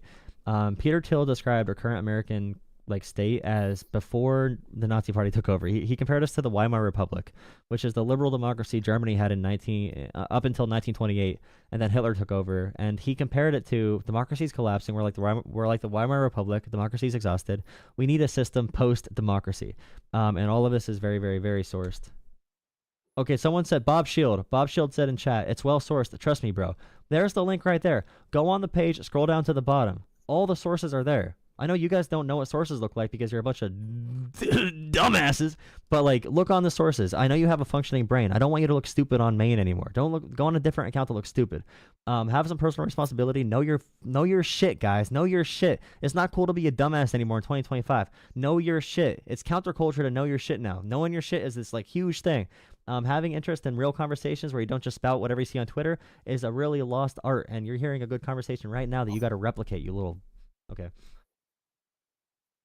All right, solid rant. So yeah, you expressed lack of faith in either major political party. So yeah, what mechanism do you see for grassroots of the American people to sort of maintain our democracy? So I think, well, I know for a fact the only party willing to move on anything is the Democratic Party. And I would give the Working Families Party as a model that has been successful in winning actual political power, especially in cities. I believe New York and Philadelphia are the best examples for like winning actual representation. The Working Families Party is interesting because they operate outside of the party, but they do endorse Democratic candidates and they instruct their party to vote for different candidates. So the way to do it is you don't fully swear off Democrats. You don't vote third party. You build coalitions either within the party, like the Social Democrats, or like the Social Democrats or the Progressive Caucus. You create this voter bloc that can then get concessions from the party in a similar way that like parliamentary systems have different parties coming together in coalition governments. So if you have like the Working Families Party get power at certain levels, and then you have an ask, for example, like, hey, Democrats, we have 50,000 people in this state donating this much money. We can help redirect these donations and these voters to you if you just adopt this reform to support our union for home care workers. That's where you can get real political power, is through means like that. If I had the means to do that, I definitely would. I'd love to start like a little PAC, a political action committee, or a third party like that. But yeah, if we look at the Working Families Party model, I think that's the most reasonable model. But you cannot abandon, like, I criticize the Democratic Party. I hate the leadership. Hakeem Jeffries should not be on a microphone. Schumer, Connolly should not be on a Agreed. microphone. It should be. They have some young. I always compare. Do you watch NBA at all? Any basketball? Is the show NBA? Do you watch any basketball? Like NBA? No. Not a sports guy. Okay, never mind. This won't make sense. But for the chat, if you do know it, Democrats have a bunch of people who are like old Shaq on the Celtics after his prime, and they're just trying to move. They can't do it. They keep getting injured. They gotta hang it up. Let the young stars take over, because not only does it like make the party look bad, because all these guys are unpopular already. Like Pelosi's running again, bro. Pelosi's running at like 86 again. No one wants that. But if people cannot stomach being a Democrat, I want parties or other forms of power to organize on the outside, where if you're like, the Democratic Party sucks, you can still organize with people who are liberal or progressive, or at least just like moderate and reasonable. Because there's Republicans I know now that are like joining the Democratic Party because they're constitutionalists and they care about the Constitution, and the Democratic Party is the new party for that. And we need to come together at this point on these issues. But definitely at the state, local, city level, those are the areas where you build at. Those are the issues where you get real political power. People voting in the general election and then never voting again is probably the dumbest, most inverse thing possible. You get real power in these boring elections. School board, if you can get your school board to turn over, that creates a ripple effect. The way we educate our kids is huge for the future in the next 15, 20 years. So every election matters that you can vote in, vote for it, run for something, like just do anything you possibly can. Everyone pushing. If we all push in the right direction even a little bit, it's going to create a huge change, in the same way that if we all start just littering, the road's going to be filled with litter. But if we all don't litter, or if we all pick up a piece of trash every single day, the world could be a lot more clean. If we all do our part, we don't all don't carry the weight of the world on your back, for anyone who's listening, but definitely, do what you can. Yeah, shout out to your chat. This is why people homeschool. My wife and I actually want to homeschool. Yeah, I think it's problematic. Lot of issues with local schools. So I want to ask you about population decline, right? I found that really fascinating. From the time I was in high school, there was so much conversation about overcrowding globally, and now you look at developed countries like Korea, where supposedly in 2 generations they're going to be a failed civilization if they can't get their birth rate up, right? Is that something you've paid any attention to, I guess, in the U.S. or other countries? I mean, sure. The main reason why this is an issue is because of the economic systems and capitalism, and the need to constantly keep growing with aging, retirement population and a tightening workforce. It doesn't need to be this way. Population is only an issue because there's a strain on the social programs, and right now, when all the wealth is held by like 5 people, and globally, like all the wealth is held by like 10 people, it's crazy. Like 99% of the wealth, or 90% of the total wealth. Bringing up some of those resources in different ways can help. But also, there's so many areas of the world which have birth rates that are not declining. These developing nations or nations that are not really stable, that people try to immigrate from, and that's where immigration can make our economy extremely strong. Like having as much immigration as possible can free up our markets and make this economy better and benefit literally everyone involved. But we're choosing this isolationist streak where we hate immigrants, we hate our neighbors. The Pope is asking Catholics to be more empathetic. They think he's the devil now because they're asking for empathy, and apparently empathy is bad now for the Republican Party. But yeah, we need to care about other people in general to have this kind of world. But all these birth, issues can be helped also in America. We don't have any paid family medical leave. We don't have universal child care, which are things that European countries provide in a plentiful amount. Well, sure, but those same countries are facing that same falling birth rate. I mean, the stronger social net doesn't seem to solve that issue of population decline. Yeah, but an overall more stable system. So, like for example, right now in America, the home ownership rate for like 25 to 34-year-olds is like 30% less than what it was for boomers at the same age. It's abysmal. So the lack of stability and the lack of a solid future, the lack of our society tackling things like the climate and with environmental issues, and the lack of our system fixing itself. Like right now, I guarantee you, there are millions of couples in America right now who are waiting to have a kid because they don't know how this current administration is going to go. So like more optimistic outlooks for the future, optimistic leadership, a world that's more focused towards having less scarcity and being able to benefit from that. It can all contribute, but also, like I said, immigration, it has been immigration is America's number one tool, to be honest, because we don't have the population here and we don't have the forced labor here. I know we try to have the kids work in Arkansas in the meat factories and forced labor from prisons, but we don't do that here, and I think that's a good thing. Yearn for the mines. They yearn for the mines. Yeah, 100%. But yeah, immigration is awesome for helping this issue for sure. Yeah, I agree with that. Immigration. So I think Africa is a significantly higher population growth, and yes, immigration is a lifeline for us. And I am concerned about the crackdowns around illegal immigration because I agree it's a significant issue, but at the same time, fundamentally, Americans will not work these agriculture jobs. They won't. They tried offering $20 an hour. No one in California would take these fucking jobs. So yeah, I think that's going to cause prices to rise at, I think, meatpacking plants. I think agricultural. It's a lot of issues. I would also say Americans think and this is I want to end on this, I guess, and let you ask your final thing. But Americans don't know how immigration works because over half of the deportations right now are not for illegal immigrants. They are here over visa overstays, which is not illegal. They're not criminal. It's a civil infraction. And also asylum seekers, and these are both things. Immigration is such a huge investment in America. We all get money back from it. It's harder to see it, but people get mad about giving $50 million to house migrants. But undocumented or non-citizen migrants is 100% different from illegal immigrants. So the Trump administration is deporting dreamers right now. There's stories of them detaining random American citizens, just looking to get their numbers up because they want high ESPN stats. There's a dreamer in Florida that got detained and deported. Who was brought here as a little kid, who now works as a school teacher, and he was deported. And that person is a huge benefit to America. They have done nothing wrong at all, ever, and now they're being deported because Americans don't know any better. And the Trump administration wants everyone to think that every immigrant is a bloody, violent, murderer, a predator, or whatever, and that's just not the case.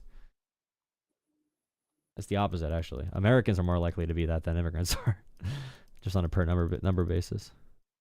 But anything you want to finish up on?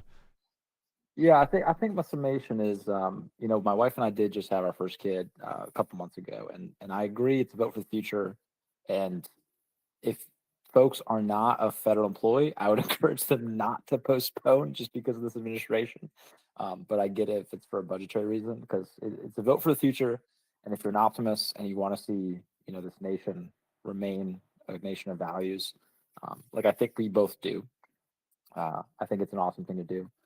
And I hope people get more engaged at the local level, like you were talking about, engage politically, volunteer, pursue conversation like this with friends in an appropriate venue. And yeah, man, thanks for being well researched, and I enjoyed the conversation. Yeah, thank you for this conversation. I want to say as well, I don't mean to, crap on your Elon Musk, liking Elon Musk, but I also would say that C-level positions in general, or owners of companies or whatever position you want to talk about, these positions naturally select for those who have sociopathic or narcissistic tendencies, because people like that are willing to make very emotionless decisions based on just making money and making transactions without regard for humans. And they also want the power. They really want that power really bad. So you might be in that position, and you might even have some chaotic actors who are just very complicated in the way they act and how they act different ways. And I don't know, he might be overdosing on ketamine every day and just going bonkers off his social media addiction. Or maybe he is something. Maybe Russia and China have something on him. Maybe Russia and China have something on Trump too, because of the way they worship those countries. Trump talks great about China and Russia and North Korea and Hungary. He talks terribly about our allies. I think that might be for a reason. We don't know what the reason is yet, but historically, maybe we'll find out someday. So, like I said before, I think you can have awe for something or be like, wow, this guy is amazing, or this guy was super intelligent and super smart. But he can also be a very dangerous and chaotic person who wants to do, you don't even need to say once. You could say he got so power hungry, he's addicted to power. He's like a drug addict just searching for that next high. And that's one of the reasons Jeffrey Epstein exists, because they want that next thing they have power over and they can control, because they can manipulate reality and just be able to make anything into what they want. They could run these secret organizations and never get caught. It's a high for them. So I don't want to crap on your Elon Musk, liking him too much, because the entrepreneurial feats is a impressive thing. But also I would say that American dream to me. Yeah. Yeah. I don't see. He's born in a wealthy family. He had wealthy friends, and he also manipulated currencies and lied about stock valuations and was able to boost his stocks through stock manipulation. And he made his money from like meme coins, cryptocurrencies. A lot of it's from meme cryptocurrencies that he boosted himself. He is a defrauder. He is a gangster. He makes money not from supporting people, but from buying people who are really good, amazing people. I would say we should respect the people doing the rockets and making the making these big strides. I think that's the common ground. I have a lot of respect and admiration for SpaceX, Tesla, and the people that work there, and the tremendous American accomplishments those organizations represent. And I give some credit to Elon, even if you give none. Yeah, give credit to him. Give credit to him for that, but also say like what he's doing right now is an authoritarian power grab. Like he should be cut out from the government. And you could even say it's a flaw of our system. Like of course, if there's a rich person that can just like spend $300 million and buy Twitter to sway the election and get ultimate power, of course they're going to do that. That should not be allowed in our system. So you can say like on one hand he's a really good entrepreneur and respect that and think wow he's amazing, but also say in the same way that same like. Those same amazing qualities of being able to get funding and convince people of a vision for the future and kind of like just like have that blank face, that blank expression, and just like sell this idea to someone that you might even know is not true. Like that same like really impressive way that he's able to organize these investments can also be used in a very evil way, of course. But I think we'd mostly agree. Thank you for calling in. Really do appreciate it. Pretty long conversation, but I did enjoy this because I don't usually get to talk to someone who's like reasonable at all, who slightly disagrees. So these are always fun conversations. I guarantee if you hear my stream most nights, it's going to be someone who believes that Hillary Clinton flew to the moon with a box of condoms to sell to the moon gods. So yeah, try to filter for younger callers. Sorry, man. Take it easy. All right, I'm going. Thank you.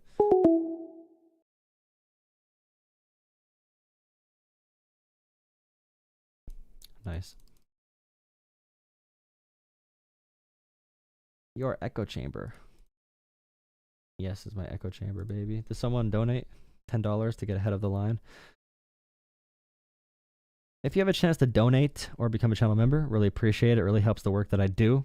If you donate through Venmo or PayPal or Cash App, Jolah Politics, you can see it down below. Jolah Politics on Venmo, Cash App, or PayPal to do donations. Really appreciate donations there. It goes right to my account, like I said. You can super chat, drop a donation, become a channel member for $3 a month. It's $3 a month to become a channel member. Oh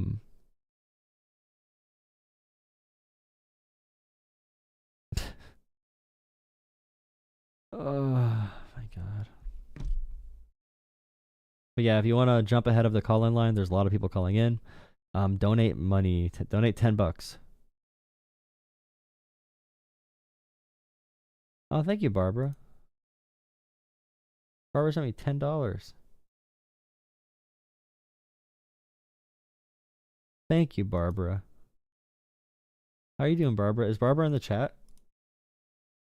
Guys, I talked about Barbara the other night. Is Barbara in the chat?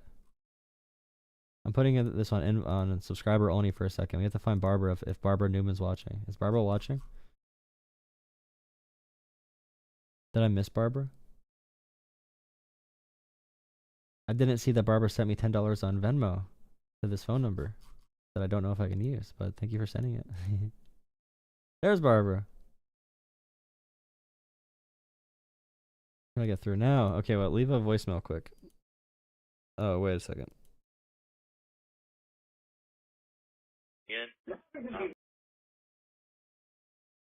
Hi, I was able to send the $10. Yeah, I think this is Barbara, if I had to guess. Yes, it is. This is Barbara. Everyone who watches my channel, this is the famous Barbara from the other night. Yes. Call yes. from. Hello. Hello. Did I get through? Yep, you got through. How's it going? Barbara. Yes. Everyone who watches my channel, this is Yeah, make sure you pause my stream. I can hear myself talking in the background. Okay, I turned it off. Go All right, ahead. awesome. Yeah, how's it going? Very good. I've been watching for you all the time. I managed to get all your notifications on both of my phones. So I get to check in all the time and let you know the people out there caring about you. And Thank you. I really appreciate it. The phone, the TV, and also you look a little bit more relaxed, and your voice sounds a little bit more relaxed. So hopefully you're doing better. Anyways, so yeah, we're dealing with it. Things are happening. Yeah, that's good. Yeah, things are popping up all over the place. So I'm always trying to everything I can see. On both phones. I got one phone that just exists to find the other one when I can't find it. So, but both of them are geared up for you, so I can see what you're up to. So there you go. No matter where you are, no matter what phone you have, you'll be able to see it. We were listening to. I heard your voicemails the other night you've been leaving. I really appreciate that you check in and watch the channel. I also see the comments that you leave on my my short videos. I saw that you left some comments that you were checking in. Yeah, that's what I always say. Just checking in, keep up the good work. That's what I check in. I mean, I may do that actually 6 times a day. I don't know how many times you see it, but anyway, cool. Yeah, it's really good to see that. Really supportive. Yeah, yes, absolutely. So I'm a baby boomer, so I heard what you were just saying about baby boomers, but I also was part of the Occupy, right? Remember the Occupy in New York? Well, while they hadn't got shut down yet. The Great Recession, 2008, 2009? 2011. Yeah. I forgot what year it was, 2011, yeah. Right. And then I was young. And I didn't get to go down there because there was a 2-day snowstorm, and then the next weekend I couldn't go because they had already crashed the place all up. But meanwhile, they had continued the Occupy into New Hampshire, where I was living at that time, and it was time for the primary up in there. I think it was either the 12th or whatever. The Occupy in New Hampshire, in Manchester, had geared up, and we had a big thing. We couldn't sleep in the tents, but we had all these tents and TV cameras, and I got to see Lawrence O'Donnell and all those people. I actually got to say that I was a fan to Barbara Walters, no, Andrea Mitchell, I'm sorry. And it was crazy, but I was part of that group. Started with about 6 people in a shop at Greg's place, and next thing you know, it just blossomed, and we had you can actually look it up on the web. It was called Occupy the Primary 2012. And so that was pretty good. But, I'd like to see the Occupy do their thing now, and Invisible to do their thing, and to get little groups that had things going on, because there were things going on. And you see, Democrats are mad. Yeah, they're really getting mad. The Democrats are getting annoyed about all the phone calls. They said Indivisible is getting too many people to call. Hakeem Jeffries' office complained about it. They were getting annoyed because they said they have no power to do anything. So that means the phone calls are working, though, right? If the Democrats are getting mad, we're making them do something. Oh, yeah. Did you hear yesterday the guy get up, I don't know his name, saying that about the dick pics? Did you see that? Yeah, Marjorie I saw that. Greene was, I see what's going on. Marjorie Greene shouldn't be, cheer me because she brought up a dick pic, and then he said, I'm going to have a dick pic. So he put up Elon's face. That was quite hysterical. I thought it was going to fall on the floor. So, I'm really they cried against about that. him. I was really against him, because at first I'm thinking, okay, he's like a Nikola Tesla, and I'm a big fan of Nikola Tesla. He was a little crazy, but he was pretty smart and inventive. But this guy, I'm watching it. It's like I really question patriotic. I don't think he has any patriotism actually for any country, because his family's from South Africa, and they had to leave when the apartheid ended. So that must mean that they have some reason to leave, because they feel threatened because they did something to apartheid. Then he comes up to Canada, and then he becomes an American citizen. So what country is he really truly patriotic to? I mean, I really question the patriotism. I would say himself. If they're self-serving, they want to do things that increase their own chances to get more and more power. But I feel like people are kind of confused about what's happening in America, especially with Elon Musk, because I hear people saying, like, he has so much money, he has so much power. Why does he need more money and power? He's doing this for us. And I'm like, you think they ever stop? He's worth $450 billion. He didn't stop at 100 billion or 200 billion or 300 billion. He wants more and more power. He's never going to stop. No, they're never going to stop. They aren't. And I'm so embarrassed for the Republicans to just fall in line with all these people they're putting in there. And hearing the whole thing about what went on as of Ukraine being handed over to Russia, Yeah, really sad. That just breaks my heart. I mean, it makes me want to cry. It's so weak too. It's so so weak and horrible. pathetic from Trump and all of them. Just seeing them just concede, and it's obviously a lot of influence. They don't have any values or principles. They don't know. I mean, they probably do know, in general terms, what's happening. But they are being controlled by probably Russia and China, and like everyone they're putting in the cabinet right now, Tulsi Gabbard, Kash Patel, all of them have ties to Russia and China. Literally all of them have disclosures to Russia and China. They have financial and also power. Tulsi visited Assad, who is also a known friend of like Russia.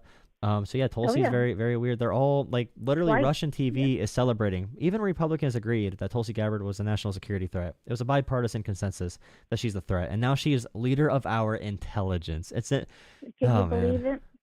Well, I think they're trying to I think Putin is trying, and he's succeeding, to humiliate the United States all over the world so that people look down on us. They don't look up to the United States anymore. They're going to look at us as pity and as an enemy and, to break NATO, and stuff like that. So I don't know. They said that out loud. They how said to that's get the out goal. of it. Russia and China, they don't like each other very much, but they do come together for the goal of their common enemy. They want to destroy the United States from within with propaganda, misinformation campaigns. It's working, and Americans are believing literally anything they see on TV because they're so mad about LGBT issues and pronouns and race issues and DEI. They're so mad about those simple civil rights. They're mad about civil rights, so they're okay with all these robber barons stealing from the American people. And they talked about corruption. They don't like corruption, but now they're allowing more corruption than ever. But I did want to ask you, in all your organizing time, do you have any advice for the youth right now? Someone who might be like 18, 22, 25, 30, who's never been involved in politics. Any advice on where to find people to organize with, how to start organizations, or local organizing if they don't have it, how to keep themselves motivated so they can, emotionally and physically and psychologically survive it. Do you have any advice for all of us who are trying to make sure we keep the efforts moving? Yes, I do. Well, two ways. It's two things I want to say, and I'm not sure if you'd be happy that I'm going to say this, but I'm going to have to say it because I feel it's true. Is you can indicate to people when you talk to them that what they're believing is dumb. Okay, that's the thing. But then you've got to send them to some place to find out what the truth is. Not the in-depth truth, but at least the top of the cream of the top of the milk, what is some of the truth. They have to go, rather than saying they're wrong, but where do they go to find a basis of what is the truth? That's one thing that's missing. The other thing is, I would say, with you is you're their age, you talk, in the same way, somewhat like a gamer. You remind me of a gamer. There's a lot of people with the same demeanor as you, playing games with each other, okay? But you're being intelligent, okay? So that makes you kind of unique right now. So I see people trying to copy you now, but you're unique. And then the other one is these different groups, for example, Invisible. I would start there. Call them up. Well, I'm old school, so I always call. But call them up and get in contact, because they will, just like Occupy, they went all over the country and made little groups, okay? And then I know what we did in New Hampshire is, once we realized, we all sat together and we watched Obama give his State of the Union speech.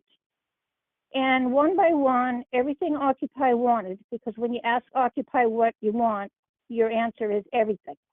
You never say one thing, you say everything. And you never give any leader's name so that they can go after the leader, so there's no leader, which drove the press crazy. It was so mad because they had nobody that they can go after to find out who they were. So talk to them, and they'll start little groups. Now, in New Hampshire, when we heard Obama one by one list the things he wanted to do were the exact same things that we wanted to do. We're going, well, why would we fight against Obama if he wants the exact same thing? So we literally never even met again, because what we did is we all divided all up to all the different candidates. This was New Hampshire now, all the different candidates. And we went to different ones, divided up, and we worked for all those campaigns, the same we would have worked, including for Obama, but all the little ones. So what in New Hampshire, which is pretty conservative, what every single person that went down to Washington, D.C. from New Hampshire on that election was a Democrat. And they were all women. Yeah, So the women control, like women do all the organizing in any area. Well- It'll be women, it'll be black women, it'll be, especially in the cities, black women run all the Well, no, politics. this wasn't Women all, in this general wasn't all, do a lot of the organizing. organization wasn't all women, but the Oh no, I'm people saying that like the were going to volunteer. be- Yeah. It's well, just a I'm lot of not women. talking about volunteers. I'm talking about people that actually ran. Okay. Oh, okay, the ones that And- ran. Okay. Yeah. Okay. Yes, all the ones that ran and won were all women, and they were all Democrat from New Hampshire that year. So if anybody says, "Oh, the Occupy just died out" or whatever, they didn't die out. They just did something different as of the day of that particular speech from Obama. So Occupy can do a lot, and Visible can do a lot. And they're also very open to anybody, wherever you are in the world. You can call them and you can be part of their, the local group, and go take it from there. Now, so does that give you advice? That's my advice from a boomer. No, that's really good, my- especially the point you said about like I try to call people dumb in a way that's, you know how a parent acts if they don't yell at their kid, but they act disappointed and they try to say the right way to go. I feel like Yeah, talking to it's people true. like that works as well. When I say to someone, I don't know if you've ever seen me talking to someone and say this, where I'm like, hey man, you need to put some work in to understand what you're talking about. I'll say even like, you sound like a dumbass right now. I don't want you to sound dumb. Like I want to have a conversation with you, but you're not ready for this conversation. And you can go to these Yeah, but that's the locations way they to find the talk. info. But but that's You got to speak perfect their because language a little bit. that Yeah. is. But Because you know, it's not me being offended. I And go to I the want I to give go them the to sources too. Yeah. Well, I go to the Midas Mighty. Okay, they tell the current truth, because if you can keep track of the current truth, like as of what was said today, and be told that that's a lie and why it's a lie, that's a start. Okay, and Rachel Maddow. I'm not going to say MSC in general, but I will say Rachel Maddow. So that's at 9 o'clock Eastern time, and then Lawrence O'Donnell, and then the next one is Yeah. can't think of her And name I would say right we need now. really good But messengers too. We need really good people who, yeah, who those are three. really I'm popular. not, yeah, those three. I feel like we need Because someone to they take their do the message and do it in research. take their message though and do it in like a, not Trumpian, but in a very simple, straightforward way. We need someone to take those as like examples of what we need to talk about and then talk about it in a way that can really connect to people. Because I think like Trump really Well, benefits maybe- from all the straight talk. Well, you know what might be good if somebody were to take the hour of Rachel and put it down into brief it down. You know what I'm saying? Bring it down to the issues and Mhm. you know, just take her ideas and brief it, because my degree is in paralegal studies, so we had to take a whole case, and we used to have to put it down to 2 sentences. Okay, so that is not easy. Okay, Yeah. that's not an easy thing to do, but you have to take it and condense it down, and then put that out. So, because sometimes she uses the bigger words and all like that. But, if those three in the Midas Mighty, in the Midas, different Midas, and Legal AF and stuff like that, and if you could show them on a daily basis, one or two advice even, that, okay, so he said this today, okay, so this is a lie because X, okay? Then you got a crack. Okay, you got a crack, and then they go, well, if they're lying about this, what else are they lying about? But so I hope that answers that question. Yeah, Anyway, definitely. And I'm that's trying my to focus thought. my channel on making convincing arguments, because we do need convincing arguments, because the facts don't appeal to a lot of people. A lot of people are very emotional, just like the people in chat right now. I see you guys talking. You're all emotional babies, and I want you to call in once we move on to another caller. I want you all to call in because I want to explain to you why you're wrong and why you're dumb and how we can improve, because I want you to be stronger. I want you to have self-love. You don't need a big strong man like Elon Musk or Donald Trump to solve all your problems. We can come together as neighbors and fix problems. We can find out as a country to come together and be positive, have an optimistic view for the future, care about real American values. You don't like being a little angry, isolated little baby boy is not the not the truth. It's not the way you should be going. We can come together, guys. Well, that brings a good point, and that's one word: education. Look at all the bullying in school and stuff like that. That goes on, and all the hate between this and that and the other thing. And it is confidence, and like I'm just angry and hateful, and people shooting up their fellow students and stuff, and being bullied and this and that. And I think I went through a time when I'm a girl, but I went through a time like I don't really feel like being a girl, because when I went to high school in 9th grade, I just couldn't wait to take shop because my dad was a carpenter and I wanted to be able to work with my dad. And they're like, oh, you can't take that because only boys can have that. I mean, at that point, something that I had really wanted, and I was so glad to get, out of private school into public school so I could take shop. No, you can't have that because you're a girl. That's what set me into what we would call feminism. And then I started listening, and they're talking about feminism. And first thing they said at this meeting of feminism, they said, look at the definition of feminism, feminine, in the dictionary. And I'm going to challenge you to do that, okay? You don't want that definition. Weak, submissive. That's the definition in the dictionary. So, okay. So all the way, here we go. Obviously, that's why I can't go to shop. So, and we couldn't have, at that time, the girls didn't have sports. They didn't have the sports the way they did. And, it was just, and boys can only go in this, girls can only go in that. We didn't have that. What is it? Title IX, Title 10, or whatever title it is that says you have to spend equal. We didn't have that when I was a kid. We didn't have stuff like that. So what can you do? I don't know. I think I'm wandering into Netherlands, but I think it's education. That's what I'm going. And the people are dumb. The people aren't being challenged. I had Jesuit training, and then when I went to college, it was Jesuit. So I failed first and second grade because I fell asleep in class. Okay, so I actually failed the class. So then my grandmother, God bless her soul, spent the money to send, I'm the oldest of 8, to send a couple of us to the parochial school. And now all of a sudden I have art every day. I have singing every day. We have exercise every day. We have all of this stuff, that we, what I'm saying? They were serious. They made us think, compare and contrast. They made us do all the hard work. Yeah. Nobody, no dumbing down of anything. People they want to learn through just like random slogans and pictures now. I appreciate you calling in. Definitely want you to call in again sometime. The viewers that are fans of my channel, we love your voicemails that you leave. So definitely keep on leaving comments. We'll try to respond to comments that you leave, especially in chat and everything. I'm gonna go back to debating some really fun callers, hopefully. But I really appreciate you calling in. Really fun conversation. I went crazy with joy when I heard you mention my name the other. I was like, oh my God, okay. Like I felt so seen, and it's very painful to my soul to watch children dying from this and that because of what's going on with our government, and it's so painful for me. But when I feel that I'm connecting with you, it gives me a lot of joy, I have to honestly say. So I do thank you for that. Really perks me up to think that, you and I are like distant friends, sort of like. Anyways, I hope you don't mind if I call you a friend. But anyway, I really appreciate that. Yeah, we do spend a lot of hours talking to each other. All of us do. All the normal viewers on my channel.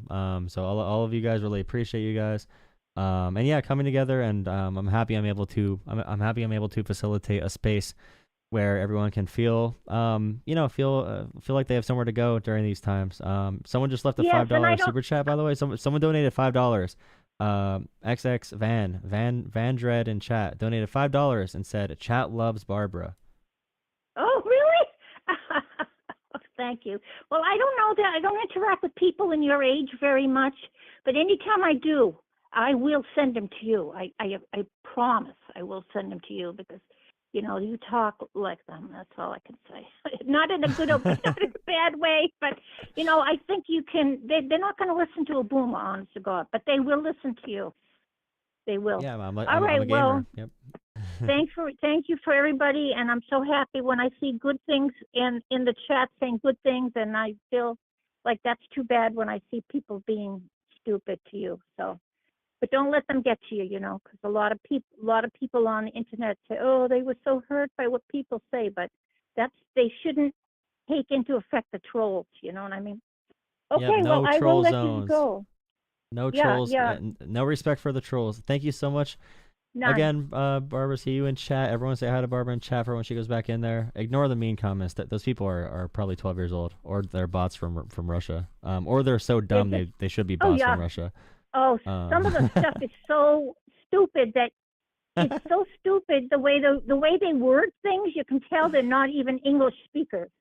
So I always get in those, and I go, oh, how much did you get for trolling this time? You know, who did you get your money from, China, or was it Russia, or where did you get who's paying you? The worst part is, you know, a lot of them are Americans. They're not even getting paid, and they're Americans. They're just that dumb. They sound like that naturally. So like, they're not even getting paid. They wish they were getting paid. Do you hear that this guy got indicted for like 341 SWATs and things that he was doing, and bomb threatening and all this stuff to different schools and organizations? It was on the news, and he was. Yeah. Again, yeah, there's a lot of weak people sending out messages like that. But they caught him. They caught him, and he's been indicted for making all these calls. But anyways, I don't know if you heard that yet, but that'll come out soon enough. All right. Well, I'll check up on that. Yeah, thank you for calling, and have a great rest of your night. Okay, bye-bye. See ya.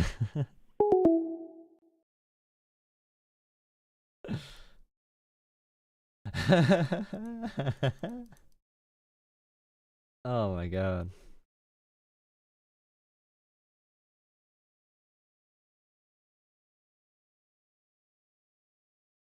Start a show with Barbara. That's so wholesome. That's so wholesome, dude.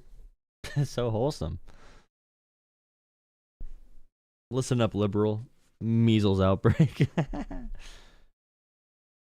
Oh, my phone died. Wait, I need to grab my charger quick. 1 second. I need a drink too. 1 second.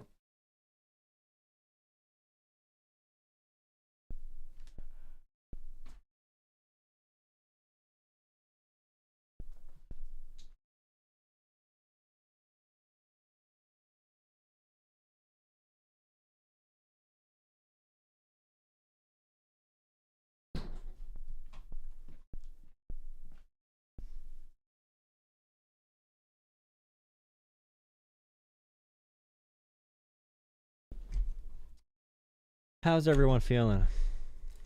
Let me know, chat. How's chat feeling? Anyways, remember Venmo, PayPal. Venmo, Cash App, PayPal. Someone donated $5. I forgot your name and my phone died. I'll tell you that when I get it, or I'll say your initials. Thank you for the $5, though. I did see that. The best way to donate is through Venmo, Cash App, or PayPal. Jolah Politics. You can send it right to Jolah Politics. Leave your first name and your phone number if you want to call in. If not, though, you can just leave another message saying thank you for the stream, or you can just say hi, what's up. I can respond on Venmo, I think, and PayPal. Cash App, I can leave a reaction. But yeah, Jolah Politics, best place for donations. If you want to donate right to me, right to the stream. Also, channel memberships are huge for visibility. Channel memberships too. Thank you for $10, another American. Thank you, $10. Super chat, thank you. And channel members also get this emote. I'll make more emotes in the future. But my favorite emote is Oxy. It's the only one I really made, but I love Oxy. Oxy is my favorite emote. He's so cute. I love my Oxycontin doll.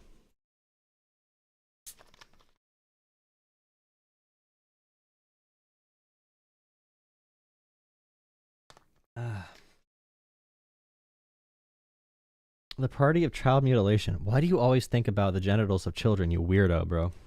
Chill. Should be placed on Neighborhood Watch. Neighborhood Watch. That's conniving. Whoa, I'm glad D Rose came home. You didn't deserve him neither. You ain't deserve them neither. You better not speak on Serena. Your homeboy should be registered and placed on neighborhood watch. Send it up to Pac. Put the whole label on me. I'ma get him dropped. Sweet chin music and I won't pass the ox. How many stocks do I really have in stock? 1, 2, 3, 4, 5 plus 5. Howdy there.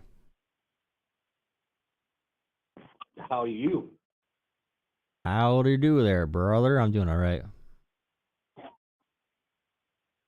Sounds good. So you say Doge is fake. Yeah. Why? They have released 0 reports to the public on anything, 0 transparency. They will not work with Republicans or Democrats in Congress. They have random like cyber hacker kids going in there, not forensic auditors or budget people. They've made 0 recommendations on anything. It's a fake agency. It was never approved by Congress. They're bypassing the Constitution by shutting down agencies unilaterally by themselves. And yeah, it's just overall fake. They're not really doing anything when it comes to waste or fraud or whatever. So none of what they've been coming out with is true. So they are taking information that's already publicly available on usaspending.gov, and they're probably lying about it most of the time, or they're just like showing something that's in the budget. Nothing. They have not even from that though. They have not said anything about like fraud, or corruption. There's things you can argue about when it comes to spending for different organizations, but they have not found anything at all to justify closing down USAID or anything like that. Again, so being fake means that they're just non-existent. Everything that they're saying is not true. Everything they've said so far is not true, or it's misleading. I would say that. They've not found anything or done anything. It is pretty much a fake organization. Like I said, it's not approved by Congress. So whatever they've DOGE not is. found anything. They've not shown anything. They've not shown any waste at all. Nothing that was not already publicly available. So there's no reason they had to seize our like treasury and all that kind of stuff and put private servers in it. Just because it's not publicly available doesn't mean that they're not showing it to the public who does not have the time.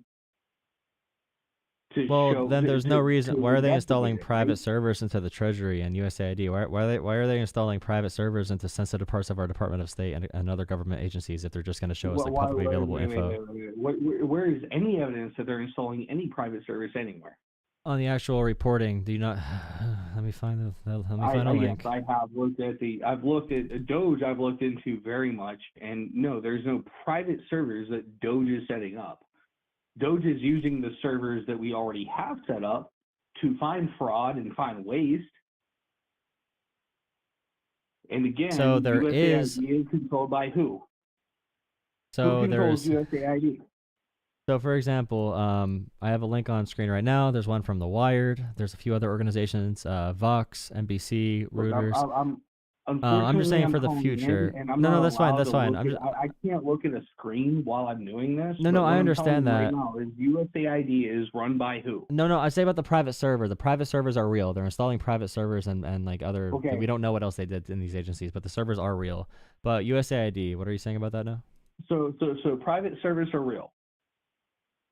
They've installed private servers into the federal government. Yeah. With our sensitive info. And those private servers are doing what? We don't know. They're not being transparent about literally anything. I wish we could know. That'd be awesome. I mean, right now, what is the U.S. government doing with anything? How does that answer my question? I'm just saying right now, like I'm going to juxtapose your position here, which is you have a bureaucracy is coming in, setting up private servers and not being transparent, or we have all of this other things that are not being transparent at all. What do you mean by all of these other things? All of anything. Well, all the spending they've talked about is publicly available on usaspending.gov, right? So it is public, what we do. It's not. Nothing is public. Nothing. I mean, other than DOGE, and understand, like, when I mean that, yes, you are correct. Everything is public. If you can dig down and take the time, if you have an unlimited amount of time that you can sit down and not get paid and not get any other financial contribution, you can sit down and find these things. They've revealed nothing. Do you think we sent like $50 million of condoms to Palestine, to Hamas? So if that's true, I want it to stop. Do you think we are, though? Do you believe we are? That's one thing that Elon Musk said, and Doge said that. Okay, so if we are, it needs to stop. Yeah, but can we trust Doge? They said it's happening. Okay, so here's the thing. If I tell you that I have $50 million and I'm going to spend it here, and you say that's great, then I have $50 million I'm going to spend here, and that's great. If I don't tell you that I have $50 million and I don't tell you where I'm going to spend it, but I'm going to take if you have $1, like how much money, what's a good amount of money for you that I can take out of your pocket right now and spend on whatever I want? The thing you just said to me makes no sense, sir, and how it relates to this conversation. Okay, so in relation to this conversation right now, I want you to hand me $20 and I'm going to spend it on something. Here's $20. Okay. And I need another $20 because I'm going to spend it on something else. Now you're going to give me $40? Here's $20. Yes. I'm a nice guy. So you're just going to, you would legitimately just hand me money without knowing where it was going. Well, I feel like at this point it sounds like something illegal, and I'm not interested in that with you. So, I mean, you can say that all you want, but what I'm saying to you is this. Hand me $20, and I'm going to spend it on something. And if you're okay with that, then hand me another $20, I'm going to spend it on something else. Or what maybe are you, the same okay, thing. What are you getting to? The subject of you do not know where your money is going.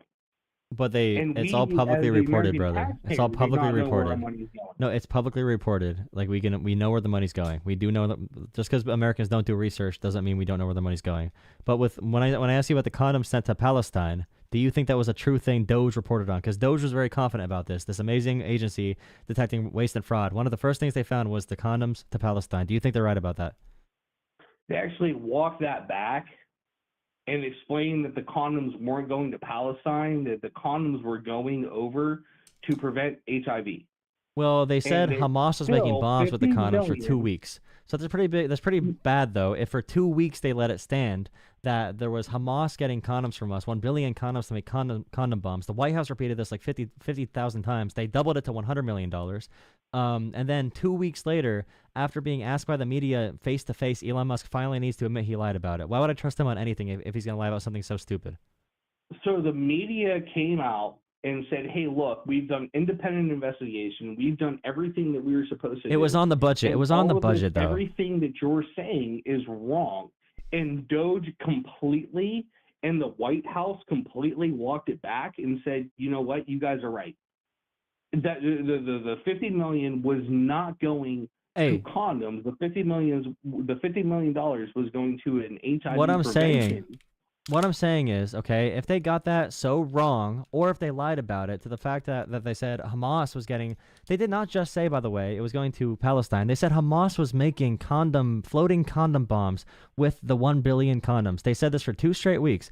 If Elon Musk and DOGE is going to report that, when you can clearly see in the budget, if we are trusting these people to look through all of our private information as U.S. citizens, if they are that incompetent, dumb, or if they're lying to that extent, why would I trust them with any information if they cannot get that right? This is the most amazing thing, right? Is that somebody can say something and then be wrong, and then and this is where the transparency comes in, because they're like, look, I was wrong when I said this.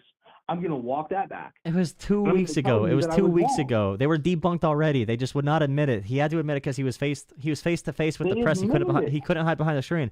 No, but he had 2 weeks of it being debunked. No, listen. I'm sick of you guys. I'm sick of you guys having no personal responsibility in your shit.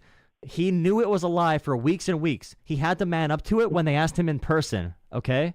That's the only reason they ever admit that it was false. So even if they were wrong about it, okay, even if they were wrong and admitted after 2 weeks, if they were that stupid, if they're that dumb, if they're such dumbasses, they can't read a line in an actual budget. How can I trust them to scan the entire U.S. government and upload it to a private server? If they're that dumb, incompetent, or liars at that point, is what I'm saying. Why would I trust anything they say? What is another thing you believe from them? Because you believe literally anything. Regardless if they were wrong or not, right?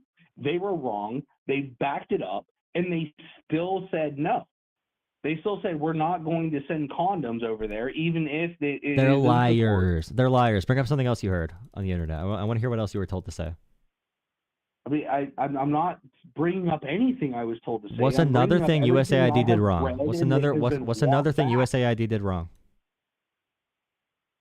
Let's not even talk about USAID. You know what? Let's talk about USAID. Who runs USAID?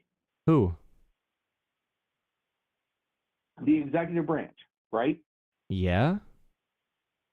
So the executive branch has every right to, I don't know, fire everybody in USAID? No. So we're supposed to have protections against mass firing and purging of government officials. Yes, the executive branch's job. So when it comes to our checks and balances, the bureaucracy. You want to let me explain how the government works to you. Let me explain how this shit works. All right. So we don't want let me explain how this shit works, brother. Let me lay some facts on the line for you. Let me lay some facts down for you, brother. Let me say some shit about how the world freaking operates. All right. So how this shit works in the bureaucracy. We do not want a president to be able to purge every single person in the executive branch. We don't want the executive branch to be a dictatorship, to bypass Congress, to do other things that that delegate all power, that have it all wrapped up in only the president. So our bureaucracy is designed to be, of course, there's gonna be people appointed by the political party in power, but we have people in these bureaucracies that are from the Reagan admin, that are from Bush, that are from Clinton, Obama, that are from Trump, that are from Biden. Trump's own appointees are his enemy now because they're not complete loyalists sometimes. His own judges are his enemies now. But the point is, we have all these different ideologies from all these different presidencies in the bureaucracy. We don't want a president to be able to come in and fire literally everyone, because then you have a completely loyalist executive branch. The checks and balances in the executive branch matter a lot. That's why there's a waiting period to fire bureaucrats. There's usually a 30-day waiting period. He purged all the inspectors generals, all the government watchdogs, everyone that monitors corruption. He made corruption more illegal. So there are checks and balances associated with this. And also, the job of the executive, my final point, the job of the executive is to faithfully, to the best of their ability, carry out the laws that Congress passes. They cannot just go and unilaterally shut down departments just because some random asshole says, this has fraud and corruption, after Elon Musk did not prove any fraud or any corruption at all in any of these branches. But that's not even withstanding. That's not even including the fact that it's anti-constitutional or unconstitutional what they're doing. All right, so every executive order actually had a 30-day holdover, right? Which is, so every executive order that Trump passed that said, I'm going to fire these people, was the 30-day notice, right? Which is what was. No, they did it overnight. They did it overnight. The courts are forcing it to be 30 days. There's a lawsuit right now. There's a lawsuit from the Inspector Generals. The Inspector Generals were overnight. The Inspector Generals were overnight. Yes. Right? The Inspector But Generals, they were supposed to have 30 days. The Inspector Generals have the 30 days. Over. No, he doesn't. Right? No, he doesn't. There's a 30-day process that you have to give reasoning. There's a 30-day process. You need to give reasoning for firing them. There's 30-day process for the Inspector Generals. He did it overnight unilaterally. They're suing him now. The Inspector Generals are suing him now because he did not follow the law. They're suing him. What you just said is wrong. Everything that he has done has been with a 30-day notice up until. That's not true. That's not true because they're suing him right now. The Inspector Generals are suing him right now because he violated the 30 days. Everything that Trump's doing is let's find out, right? Like that's the answer to this. Is let's find out. Let's take it to the courts. The 14th Amendment problem. Let's take it to the courts. Let's let the courts decide out. And the worst part about this is people like you do not understand. They have abandoned multiple court orders. They have disobeyed multiple court orders. It's because people like you don't know shit, and you just have confident statements that you learn because you're a dumbass that reads everything off of Twitter. You have to own up to your shit and learn how the fucking government works. I'm sick of people like you saying that. I'm sick of people like you. I'm sick of people like you. I'm sick of people like you saying this is why liberals lost. When you say the dumbest shit humanly imaginable, you come in here not understanding how anything works. You expect me to hear your shit and be okay with it. No, this is how this country runs. I care about our founding principles. I care about freedom in America. I'm sorry you don't. Heard a thing I had to say. Because you're saying bullshit. I gotta fact check you. You're like a bullshit machine. 14th Amendment, and you were like, you know what? I'm gonna just start attacking. You shit more than a horse pulling a freaking Amish family on a hot day. And we're going to go to personal insults, right? How's that a personal insult? Are you a baby? That's normal trash talk, bro. You've never heard that in your entire life. Right? You don't even live around the Amish. Shut up, dude. Stop crying, dude. Hominem attack. Ad hominem. Ad hominem. Shut up. Make a point. I can make a few if you let me speak. Are you gonna cry about me not letting you speak or actually talk? I mean, I can talk right now. What I'm saying is, like, look at the 14th Amendment argument, right? The 14th Amendment thing where he was sitting there going, you know what? I don't think birthright citizenship is a thing, right? We're not going to go by the law of the land. That's not how it was designed. And he put that into an executive order. And when he was challenged on that and he had to answer to that, he said, look, it's going to be taken up in the courts. I don't think this is how it was supposed to be, but it's going to be taken up in the courts, which means it's going to become the law of the land. You realize right? That's after Trump ignored multiple court orders about spending freezes. That's the first time Trump said he's going to listen to the court on anything. They've been lying. They've been violating courts. 100% prior to any court order coming. The 14th Amendment was the first thing that the Democrats attacked. No, I'm saying that for the freezes, the federal freezes, the USAID, the federal freezes, Inspector Generals, the USAID stuff, all that kind of stuff, they've been ignoring when it comes to the federal freezes having to be, like, reinstate the funding for that kind of stuff. They've been ignoring the judge's authority. You know, and Andrew Jackson back in the day said the same thing, was like, coming to force Yeah, it, you're dude. a little wind-up doll. You're a wind-up doll. J.D. Vance told you to say that. Do you have any independent thoughts, or are you just a regurgitation machine? No, because you're a little parrot. Parrot. America voted for this. America voted for this. America voted for this. America voted for this. America voted for this. America voted for this. So Andrew Jackson is one of the most authoritarian asshole leaders we ever had. That led to the Trail of Tears. You realize that? It led to one of the most disastrous humanitarian crises we've ever had in America. One of the most the biggest atrocities we ever committed in America. Any humanitarian crisis, there was no humanitarian crisis during his time. For Andrew Jackson? I mean, at this point, we're just continuing to digress to the point. Wait. Of, well, do you not know what the Trail of Tears is? Do you not know what the Trail of Tears is? I mean, bottom line, end of the day. Wait, no. And then you just said Andrew Jackson never did. Wait. You realize that was because that was the Trail of Tears, right? You do know that's when he said that, right? Yes, I understand that was the Trail of Tears. I've read about the Trail of Tears, but again, we're looking at we're digressing back into a time where we're sitting down and going, oh, well, America's actually horrible, or America's okay, or America is good. Stop making these bullshit emotional arguments. I'm talking about Andrew Jackson. You cited Andrew Jackson ignoring the courts. The reason he ignored it is to do the Trail of Tears and to kick more indigenous people off their land and basically slaughter more of them. And you're saying that we should be referring back 200 years in the past to when we were savages. In 2025, we should refer back to that. So you're okay with bypassing the courts? You're okay with that? You're okay with bypassing the courts? Why do you bring up Andrew Jackson? The point that I made about Andrew Jackson was he was challenged by the courts and he said enforce it. What do you think that means? Precisely what I said it means. What does it mean? What does enforce it mean then? It means if you're going to be a court of law and you want to enforce your court at the state level to the federal level, enforce it. What does that mean, though? There's a separation from the states, and there's a separation from the federal government. Correct? Okay, what we're talking about is ignoring the courts. That is the point, right? That's the point. You don't know what you're Because talking right about now, at all. Nothing you're saying right now makes sense. You're saying gibberish. There are state judges. There are state judges who are telling the federal government to stop. You realize there's not the Correct? court side. Like, you realize the executive is supposed to enforce. Like, that's the point of the executive. So when Andrew Jackson said that, he's essentially saying he doesn't care about checks and balances. So do you not care about checks and balances? Yes, I care about checks and balances. Well, obviously not if you're citing this ruling, because Andrew Jackson, okay, ignoring the, what tribe was it? The Cherokee land, ignoring the rules on that, and Andrew Jackson did not use federal power to enforce the ruling, and without the executive branch enforcing it, Georgia ignored it, because you need the executive to be reinforcing the laws that the judicial branch reinforces. When the judicial branch decides if something is constitutional or not, or if they make a decision, it's the executive's job to enforce it. So if Donald Trump's going to be using that argument like J.D. Vance is, they're essentially saying they're not going to listen to the courts. They matter more. They're not going to listen to the courts. Yes.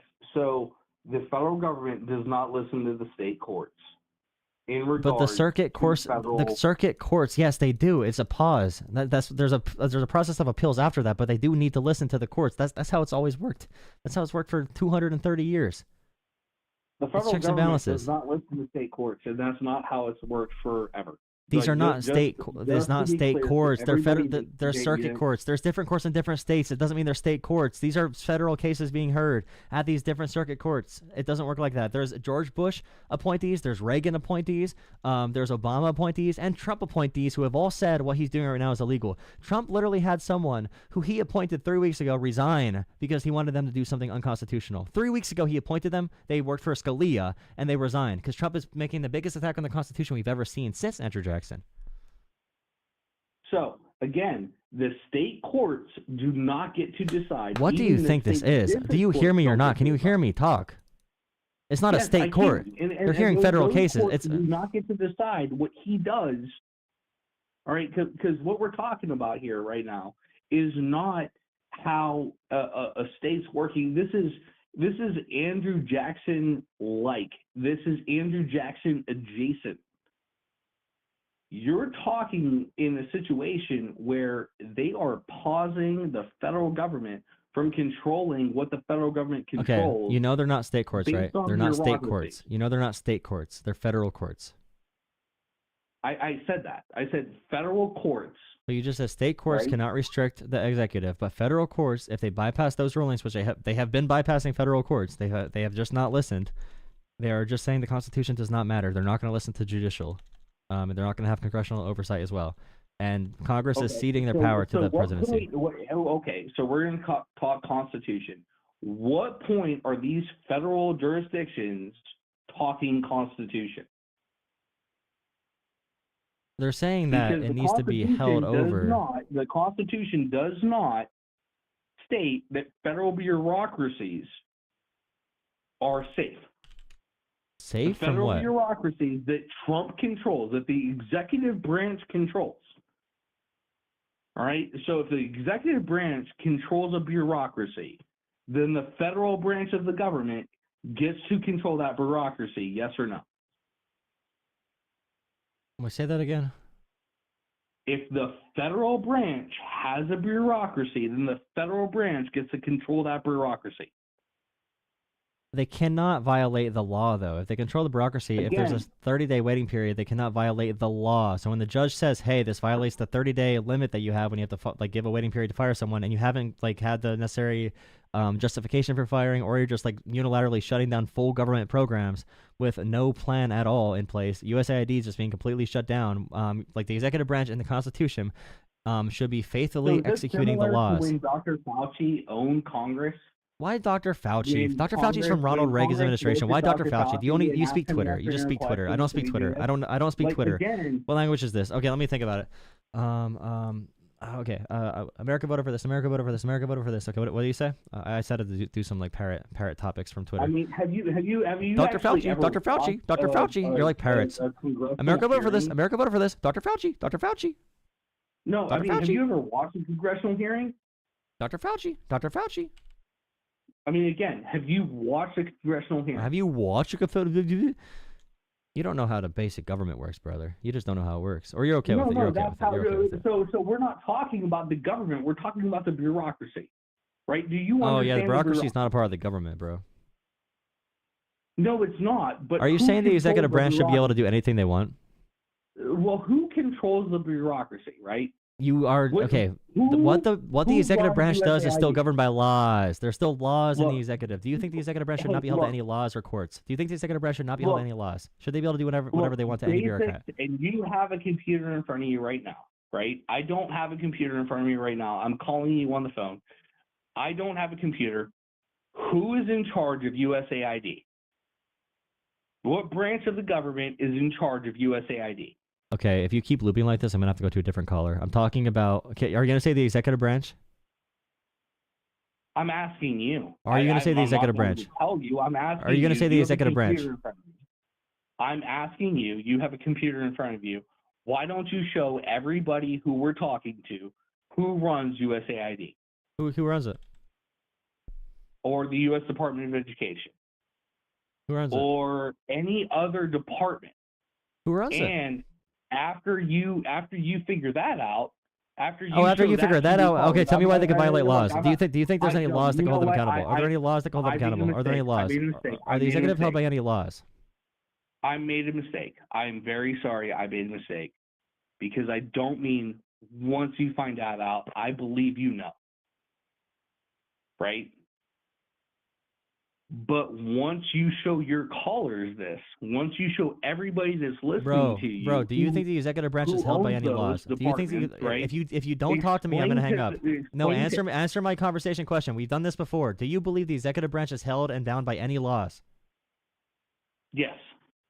Okay, so if they do something, it can be challenged in courts. Yes. Okay, so if, for example, there's a 30-day period for like firing someone, it's a law Congress wrote, and Trump just like purges inspectors generals overnight. A lot of these are post-Watergate reforms. If Trump purges them overnight and it goes to a federal court, or if he pauses like funding for an entire agency or removes an agency without going to Congress, and it goes to federal court, and that court says, hey, we're going to put a pause on this. You have to reinstate the funding until we can go to other courts so you can make appeals on these standards. Does the executive branch need to listen to the court that says that? No. Okay, then you just don't believe in checks and balances. That's fine. No, I believe in checks and balances. 100%. No, you don't. If you don't think the federal court should, you just gave away the game there. That's all that matters. That's the entire conversation. You can tell me I don't all you want, but the challenge that you're running into is we're not talking about constitutional branches of the government. The Constitution only protects constitutional branches of government, i.e., the judicial, Congress. The federal court system is all protected. The executive branch needs to follow the federal court orders. It still is the federal court orders. It still counts. No. That's oh my God, you just don't know what you're talking about, dude. Right. You don't know what you're talking about. Executive branch needs to follow court orders that pertain to the Constitution. That is what the judicial. You need to follow federal court orders regardless. Congress makes federal courts. It's co-equal. The judiciary is a co-equal branch of government. It's not just the Supreme Court. It's all federal courts. Obama had issues. Joe Biden had issues with like student loan debt. They still listened to the court orders. And that's the challenge you're running into, right? Is what you don't understand is Congress created the bureaucracy and it's an anti-corruption measure. It's an anti-corruption measure. It was after Watergate, especially. It was an anti-corruption measure to make sure the executive branch could not be corrupted and be controlled by one singular person. It's an anti-king measure. Again, so you've got to look at the bureaucracy, right? The ATF, the FBI, right? Bureaucracy. All right, let's talk about the FBI under Ness. I'm concerned that you just don't believe that the federal courts have jurisdiction over like to pause executive action. Like if the federal court blocks something, like you really don't think they need to listen to it. It's just insane. Like, I don't believe the federal court has any jurisdiction over the bureaucracy that was created by. Oh my God! Stop saying bureaucracy. Talk about executive branch. It's all inclusive. It's the presidential executive orders, the actions to shut down agencies that's being blocked by federal courts. Literal Republicans in Congress are saying that this is illegal. Thune said this is illegal. Congress has said this is illegal. Republican congressmen have said they know it's illegal. It's unconstitutional, but they don't care. They're literally giving the game away. They just don't care. They want the executive branch. They want Trump to be like a king. That's the goal of unitary executive theory. And you're okay with it. That's what you already admit that.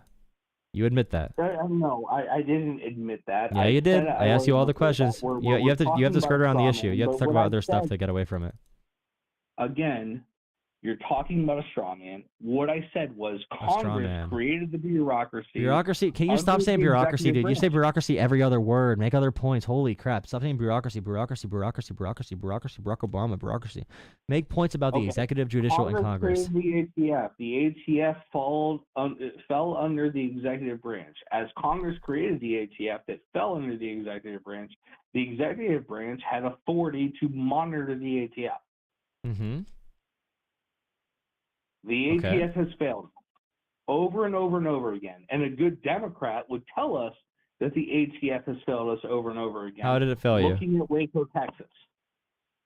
How did it fail you?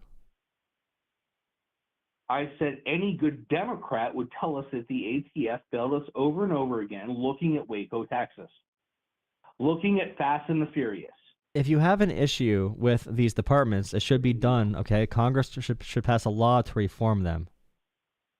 It should not be unilateral by the president. The president, the executive, is supposed to faithfully carry out the laws passed by Congress, and they can do it in different ways. Congress sure. Created the ATF, right? What? What are you saying? The ATF. It gave the authority. Oh my God, I'm talking to someone else. I'm not doing this. I'm not doing the loop again. I'm not doing the loop. He admit he is okay with no checks and balances. He's not gonna stay on that conversation. He'll keep on bringing up bureaucracy and other stuff. The bureaucracy, the ATF, the bureaucracy, the ATF, the bureaucracy. It's like, bro, I'm saying a claim such as, okay, well, if you have an issue with ATF, Congress should pass a law to make it more direct on what the ATF should do. Much of the time, if there is an agency in the government doing something you don't like, it's not because that agency is like inherently evil, okay? It might be because the laws passed by Congress are not clear enough. If Congress wants it to change, if the American people want it to change, it should go through Congress. That's the point of checks and balances. Okay, the executive branch should not be able to unilaterally change the entire policy of the U.S. They should not be able to ignore any laws and do any policies at all. That is a king. Okay, we have our checks and balances in America because we wanted to escape monarchy. We wanted to escape a king. That's the point of not having a king. We have checks and balances to make sure we don't have a king. The change might not always be fast, okay? But that's why you need to elect different people in Congress and pressure your Congress people to make different decisions. That's the main point. Thank you for dropping a like and subscribing. Yeah, they still have to follow the law. Good point, Blonde. Thank you for $10, Alex. Thank you for doing this. I appreciate you. Please check out link to DOGE Treasury Court Docs in chat. Thank you for $5, Robert. If Robert, you're still here, go to our Discord, join our Discord. It's on under one of my regular videos. There's Discord links in the description, so you can go there and get the Discord link and join. One of the mods can drop the Discord link in chat for anyone who wants to join. I can actually drop it in real quick. Thank you for dropping a like, subscribing. Thank you for the donations. Really appreciate it. That guy was fun. Bureaucracy. Low. Thank you for becoming a supporter. Sari, gifting 1 membership. I don't know if I thanked you. Thank you, Sheila, for $2. Another American for 10. So thank you, Connor, for becoming a channel member. I have to update my members. It's only $3 a month. Okay? Channel memberships are $3 a month. You see me having these painful conversations? Okay? $3 a month, you could save me. $3 a month channel memberships for YouTube. Make your name green. Have an emote, okay? And also, Cash App, PayPal, and Venmo. Jolah Politics. Best place for random donations. You can leave a little message for me. But if you want to call in, you can skip ahead of the line by donating $10 to one of those areas, okay? Donating $10 to Jolah Politics on Venmo, Cash App, or PayPal with your first name and your phone number, and I will call you. You'll move to first place in the line. You'll be the next person I talk to. Number 1. Numero uno. Thank you for $5. GU are the initials from earlier. You did not include a phone number, so I believe you don't want to call in, but thank you for $5. Really appreciate it. Thank you. Responding with a heart emoji. Thank you. If you want to donate through debit card or through credit card, also there's a link in bio. A link in my bio with a coffee link. You could donate through there as well. All right, one more caller for tonight. The best part is there's 4 years of this. True. Yeah. I don't know if you're being sarcastic, but yeah, that's the best part, baby. We're at 20,000 subscribers and 20,500 subscribers. And we also have more channel memberships. Okay, let me put my channel membership number back up. Our next goal is 250. We gained 6 today. So we're at 127 channel members. Thank you so much. The ultimate goal is 1,000. Open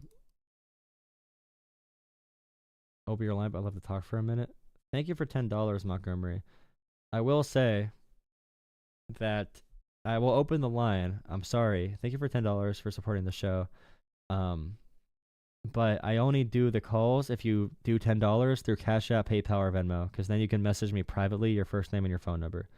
Because I have like 500 people calling, and I'm not going to like shift through a bunch of emails or text messages or phone numbers. So it's only through Cash App, PayPal, or Venmo for me to guarantee you a call. I am opening up the call lines, though, so you can try to call in a second. All right, I'm sorry if I don't get to you. I appreciate the donation, but it's just how we got to do things around here. The channel's getting too big for me to look through everything. But I really appreciate $10, Montgomery.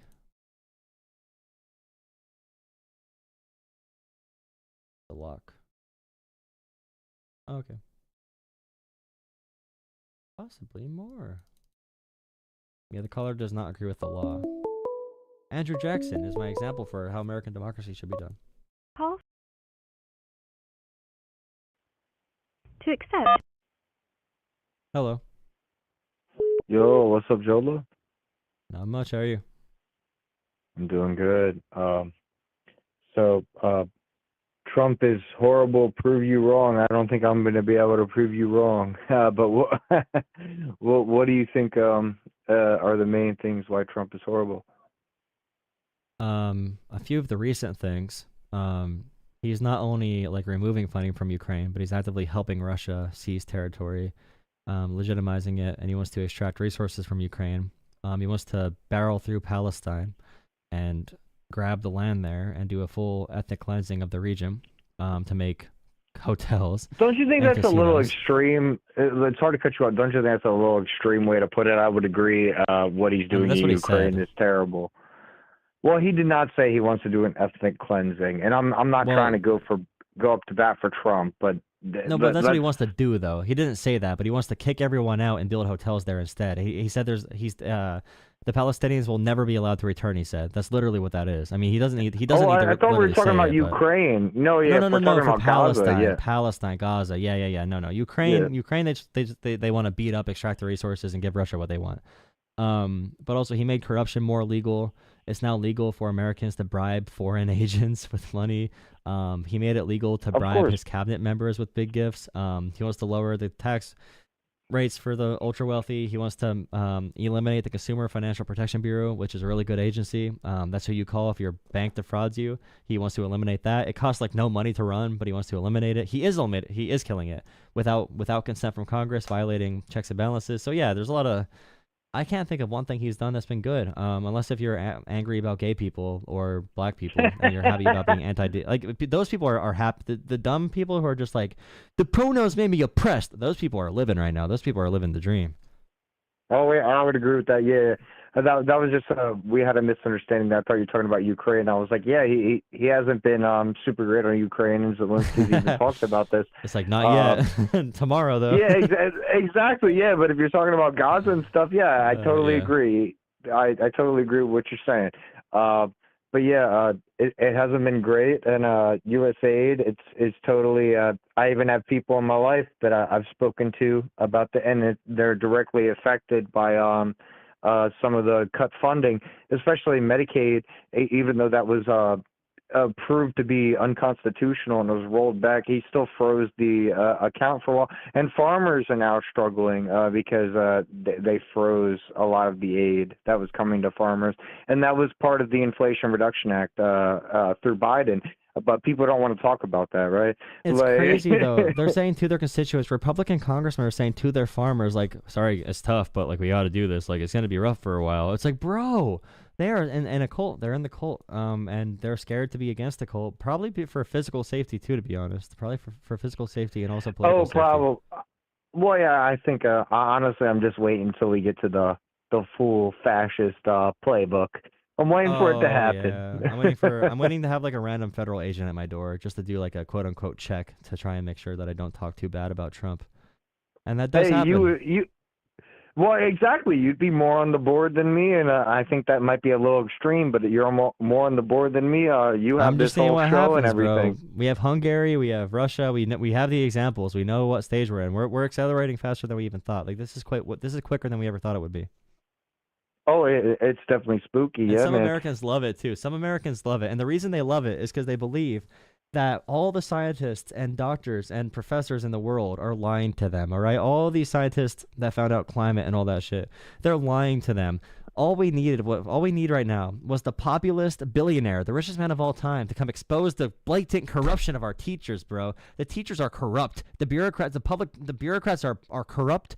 The savior of humanity is the richest man of all time, Elon Musk. He loves us. He cares about the working class. It's like, how much of a dumb Musk muncher simp do you need to be, bro? Like, how much of a subservient little pathetic little follower asshole do you need to be so weak and pathetic that you can't even go outside and advocate for yourself? And I think it's a lack of confidence from these people. They don't have any confidence. They don't think they can learn anything, so they have to hand it off to the big guy in the sky to make liberals mad for them. But I hope they toughen up and actually, like, understand their shit eventually. If you heard that last caller at all. I totally understand what you're saying there.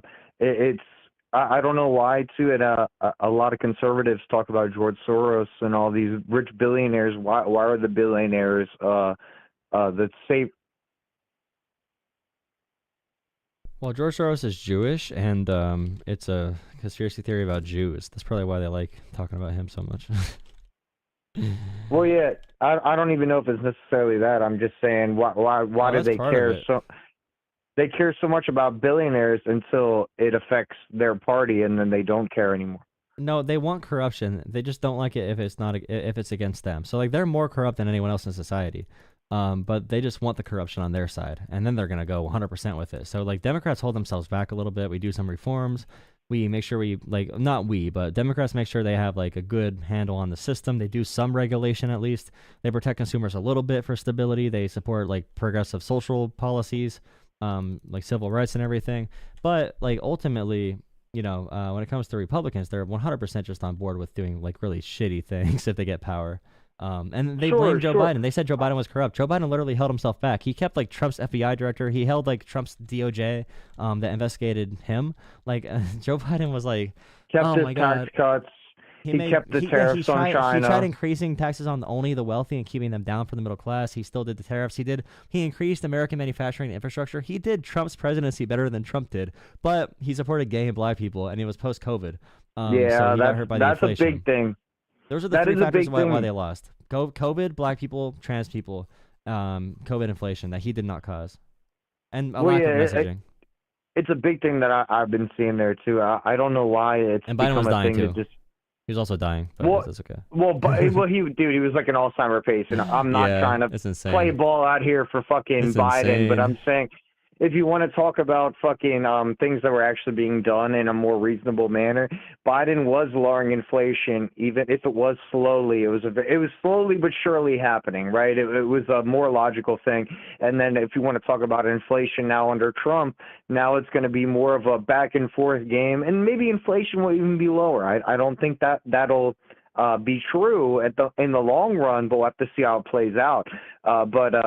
No, it's a way different ball game. Biden definitely was the establishment Democrat, right? He was the generic establishment Democrat, and that is annoying. And I wish we didn't have that.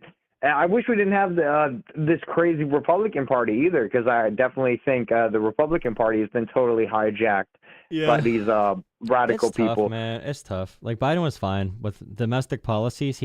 Bernie Sanders loves him for a reason. He did the best domestic policy for American workers in like 50 years. Like the labor board, the trust busting, the FTC, the regulations in general, trying to crack down on monopolies and whatever, like what they did after Trump. Did. How did he try to crack down on monopolies? I'm going to hit you on that right there. Explain that to me, because I don't. Much more than Republicans, but I have to look up everything the FTC did. I just know in general that Joe Biden was the most pro-labor president in 50 years, and we can look up union policies and crossing and walking a picket line and that kind of stuff. But like in general, like still the comparison between like Biden or Kamala versus Trump, I don't care if it's freaking Joe Manchin or whatever. Like there's no reason. I'm not Trump even doing that though. In a reasonable country. country. No, I know. Okay, yeah. Biden was too old, We're too. on a similar page then. Biden's Yeah, not a 'cause messenger. I'm He like, couldn't message. He could not speak. The biggest part about being a politician is speaking. You have to be convincing and motivational. They don't even do the policies. You think Biden or Trump is out there commanding like actual airstrikes? No. Like they're puppets. And like it depends who they hire. Like you're voting for the entire regime. You're voting for the entire administration and who's going to be around them. And the people around Biden were capable. But Biden left with an historically low like approval rating because he could not speak and he was dying. And he still decided to run again. That's the worst blunder I've that ever was seen. the problem. Yeah, because honestly, I think Kamala would have had a way better chance because she had a lot of good policies. She had like a month to run a president campaign. Yeah, and that's something that I always found confusing too when Republicans are talking. She had no policies, and it's like no, she had grants for small businesses. She had grants. What wasn't a grant? She had whatever you would call it, stimulus for people, first-time childbearing couples and stuff like this. This was very. I feel like this is very normal things that most normal people would want, but. Of course, if you only have a month, you don't really have much time to run a campaign. It creates a problem. And yeah, and I definitely think Biden too. If you want to go back into Biden's fucking history, I mean, he did the crime bill. He was very integral into the crime bill, and I know everybody talks about that, but I feel like that's very fucking important. He literally called black people super predators, bro. I don't know if I care much about that because black people supported that bill too at the time. Like a lot of black communities supported that bill because there was an issue with a lot of black people support Trump. So in your no, own I mean words, like a majority. I mean like a strong majority of black people supported that bill because black people care a lot about crime as well. Like they like if you look at polling from the cities that it affected the most. But Even if you think can it's bad also policy. you can swing the way of bills how bills are sold, right, to the average person. Do you really think they wanted to be randomly searched and patted down and stuff? This very much affected New York City, and they had to change. It's basically it was the stop and frisk Biden policy never said to super the extreme. predator. No, dude, he endorsed Clinton. that bill though. Yeah, I know that was Hillary, but I'm saying he endorsed that bill. He was endorsing Hillary. He was No, I'm saying the super predator. The super predator thing is not true though. The idea that he called him that.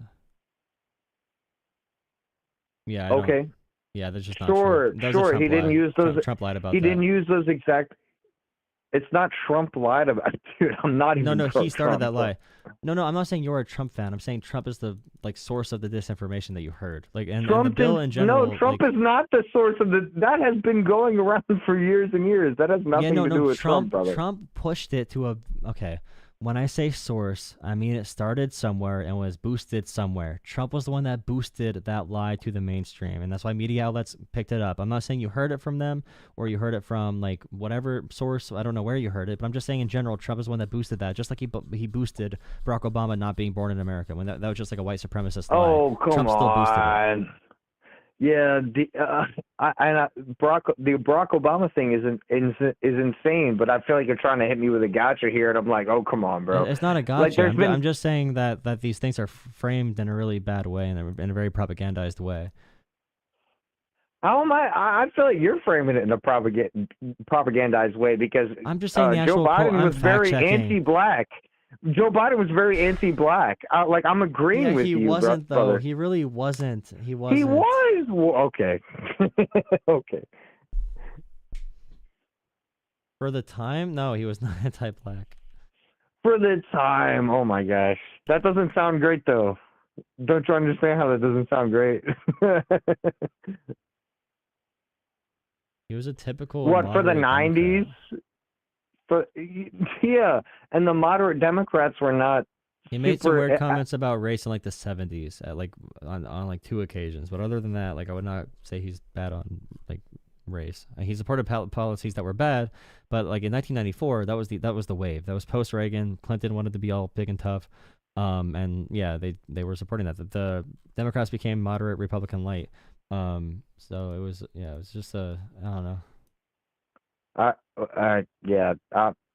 Maybe we're just on a different wave here, but you were saying the 70s and now we're on the 90s. I'm getting a bit confused, man. But That's all right.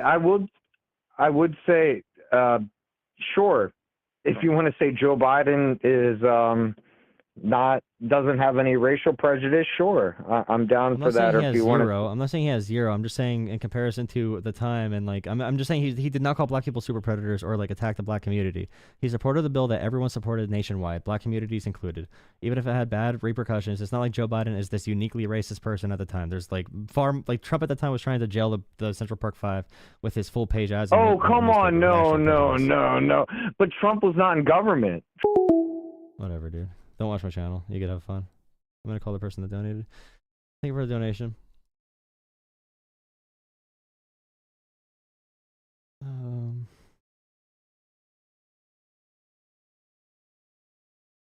We're talking about racial prejudice. I don't care if you're in government. You're a billionaire using your money to like. Howdy, what's up, man? Not much. I'm just listening to your channel. I just wanted some clarification on a couple things, just because I'm not really into the weeds, into the politics. I mean, I'm into the politics, but I'm not into the weeds of, a lot of the constitutional stuff as much as I'd like to be, So I guess my question to you is if everything that's being done right now is unconstitutional, which I do agree a little bit of it. Sorry, I'm a little out of breath. I just had pneumonia.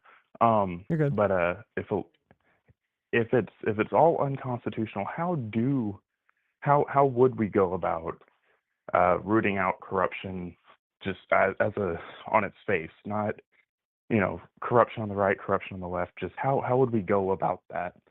Because there's probably a lot of disingenuous stuff that's going around, but on its face, it seems like there is a lot of waste in government in general.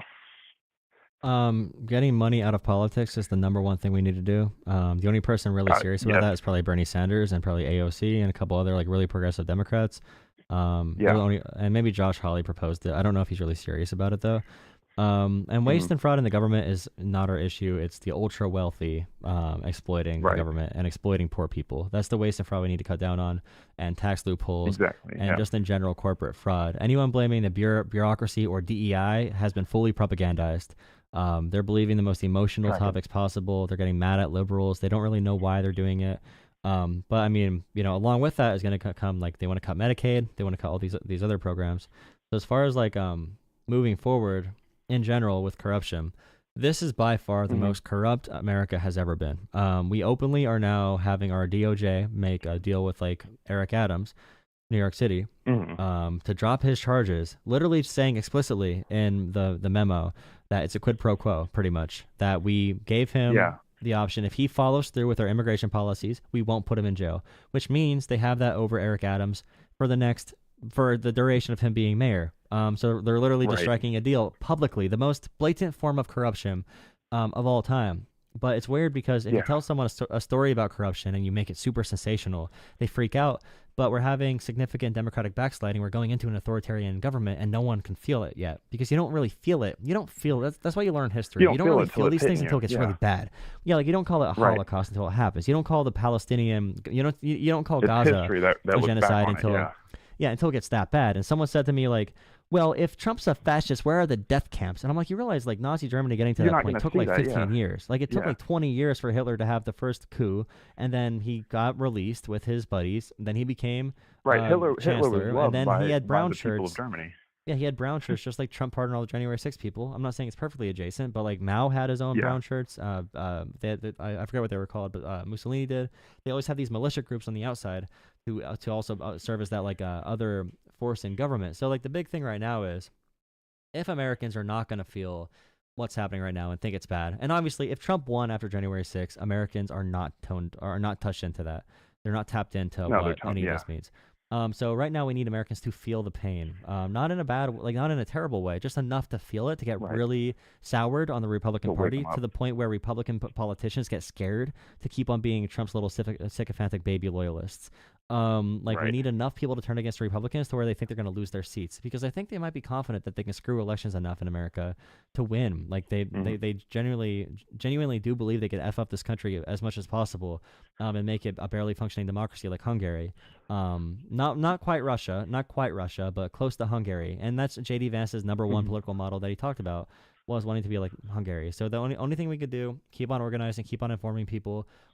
It would be great if the Democratic Party had an actual backbone and a message so I can actually advocate for the party. But no, they have Hakeem Jeffries talking about like, well, I don't even know what we can do. It's like, imagine having one popular policy I could talk about, just one policy I can talk about. Put the Trump supporters or put Trump on defense a little bit instead of just expecting the American people to understand something, provide a counter narrative. So yeah, moving forward, we just have to hope something happens where the American people finally, understand the what's really happening right now. And what's it called, the great size of the problem ahead of us. So, I mean, not to give Trump more credit than he deserves, but he definitely rallied a large fucking majority of people. Sorry, I didn't mean to cuss. A large majority of people I cursed today by accident too. under that idea that we're gonna root out corruption, yada yada yada. So I do believe that is what America wants. I just think Trump is the only one giving that message out. Yeah, well, Bernie tried. Which is why he's you can say whatever you want and then get in office and do whatever you want, So Bernie tried telling us. Bernie tried doing it. he did, and then the Democrats, pushed him out. You had Bill Clinton going and blocking. By virtue of just having a presidential detail blocking signatures for Bernie Sanders. So I think it's the machine in general, and I think Trump is a part of the machine.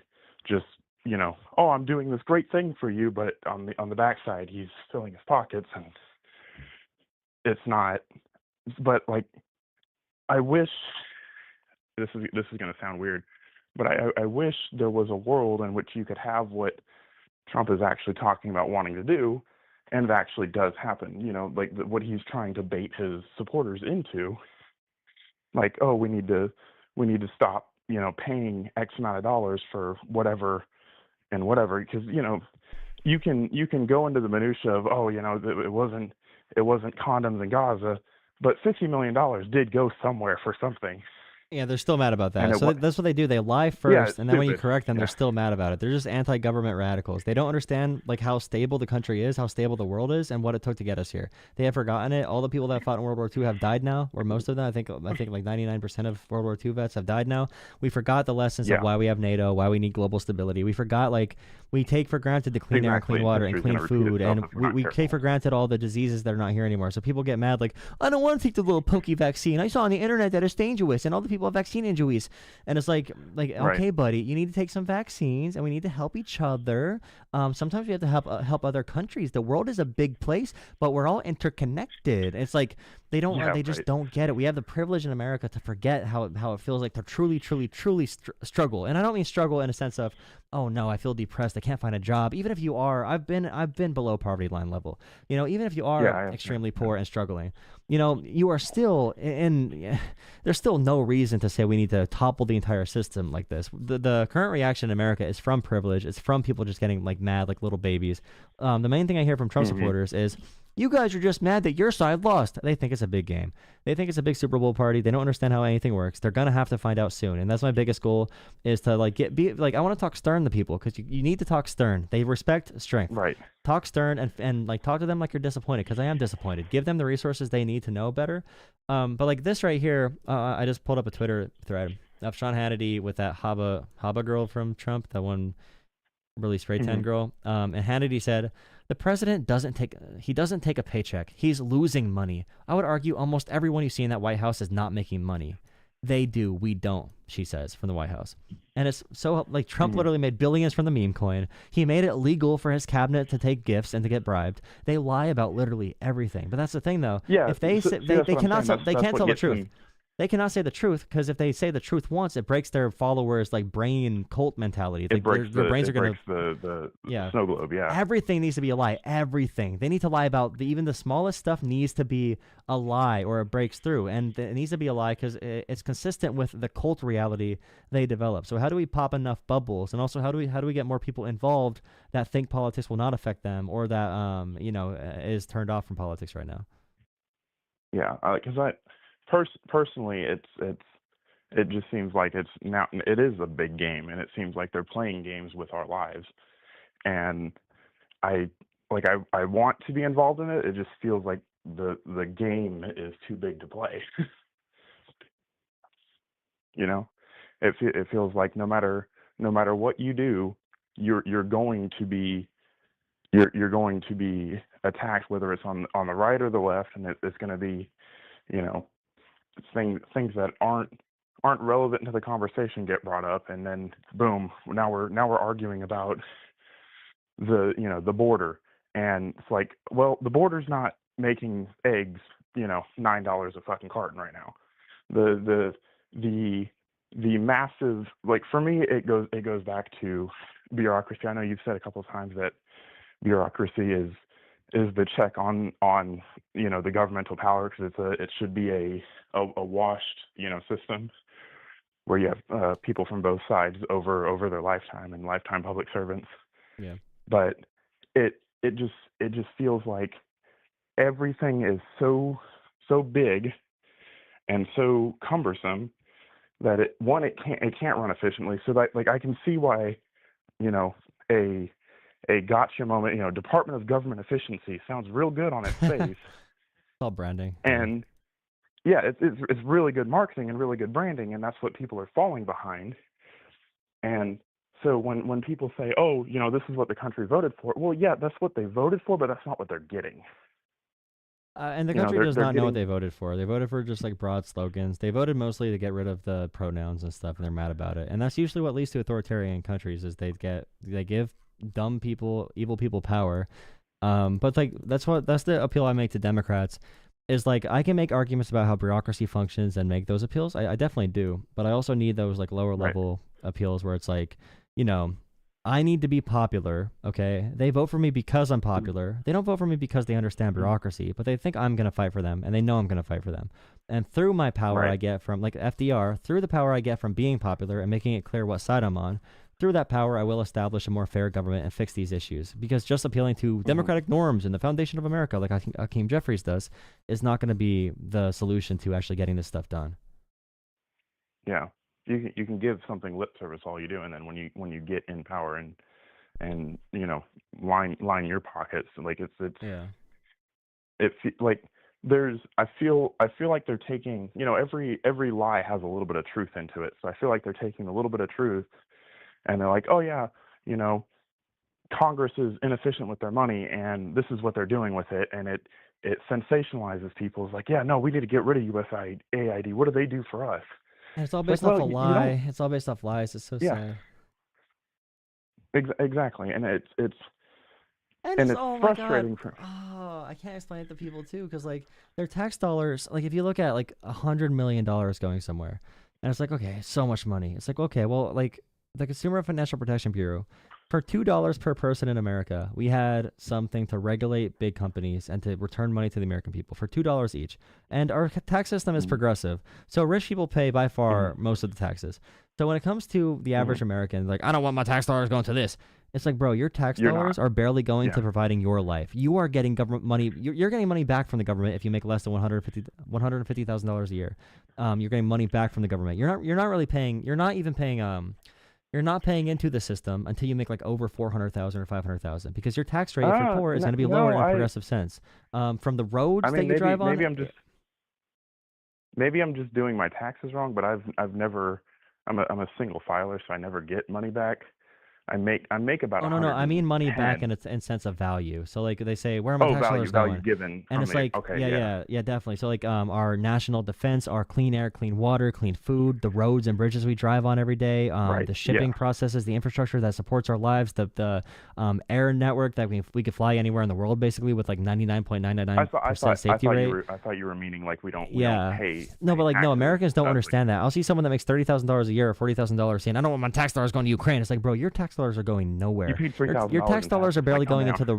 Your tax dollars are barely going to the road that you live on, bro. Your tax dollars cannot pay for the red light that you stop at in the day, like during the day. Even a red light costs like $20,000 to put up. Like Americans are so entitled. We have a small government in the U.S., by the way. Like compared to countries that are better, like in the EU or Canada, where they have really high happiness and stuff, our government's extremely small. It's big because we're a big country, but our government is a small government, relatively speaking, when it comes to regulating big corporations. And that's populace, probably that's the thing. The issues about the corporations that the issues the corporations cause us, those problems are blamed on the government. So the pharmaceutical companies that mess up, the oil companies that mess up. I had someone call in and say they got laid off by an oil company under Biden and blame Biden for it. And I'm like, we had all-time high numbers under Biden drilling. And I'm like, why are you not blaming the company? Why do you blame the politicians for the company, like the company that fired you? Blame the CEOs, blame the corporate profits. Don't blame every politician for everything. Like, they want you to blame politicians. They don't want you blaming the people actually causing the problems. Like, yeah, if you can divert the shit, like that's information war 101. Don't blame me. Look at this person over here that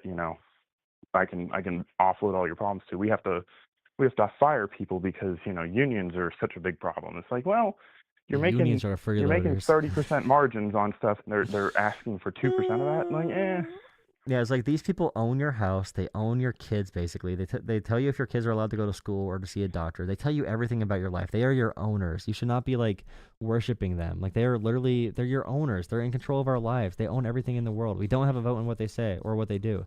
We only have a vote in the government. When they say get rid of government or get rid of bureaucracy or get rid of unions, they're doing that because they want to get rid of everything that holds them accountable and prevents corruption. They want to get rid of everything that stops corruption. Yeah, and they sell it to the American people with all this propaganda, and the American people believe it. And even now with like the egg prices going so high, Trump supporters don't care. I predicted they would not, because a lot of Trump supporters I know for a fact, that's crazy. I know for a fact, sorry, one of the Project 2025 people, they found that he follows a porn star on Instagram accidentally. Oh, it's so funny. That's so funny. That's hilarious, because he wants to ban porn, but he follows a porn star. And oh my god, that's so funny. Which means he was searching for it. But yeah, because that's how it came up into a seed. I predicted the egg prices would not affect people. People that I know that complain about egg prices, and they're like, I can't feed my family. It's like it got 50 times worse. Are you feeding them just eggs?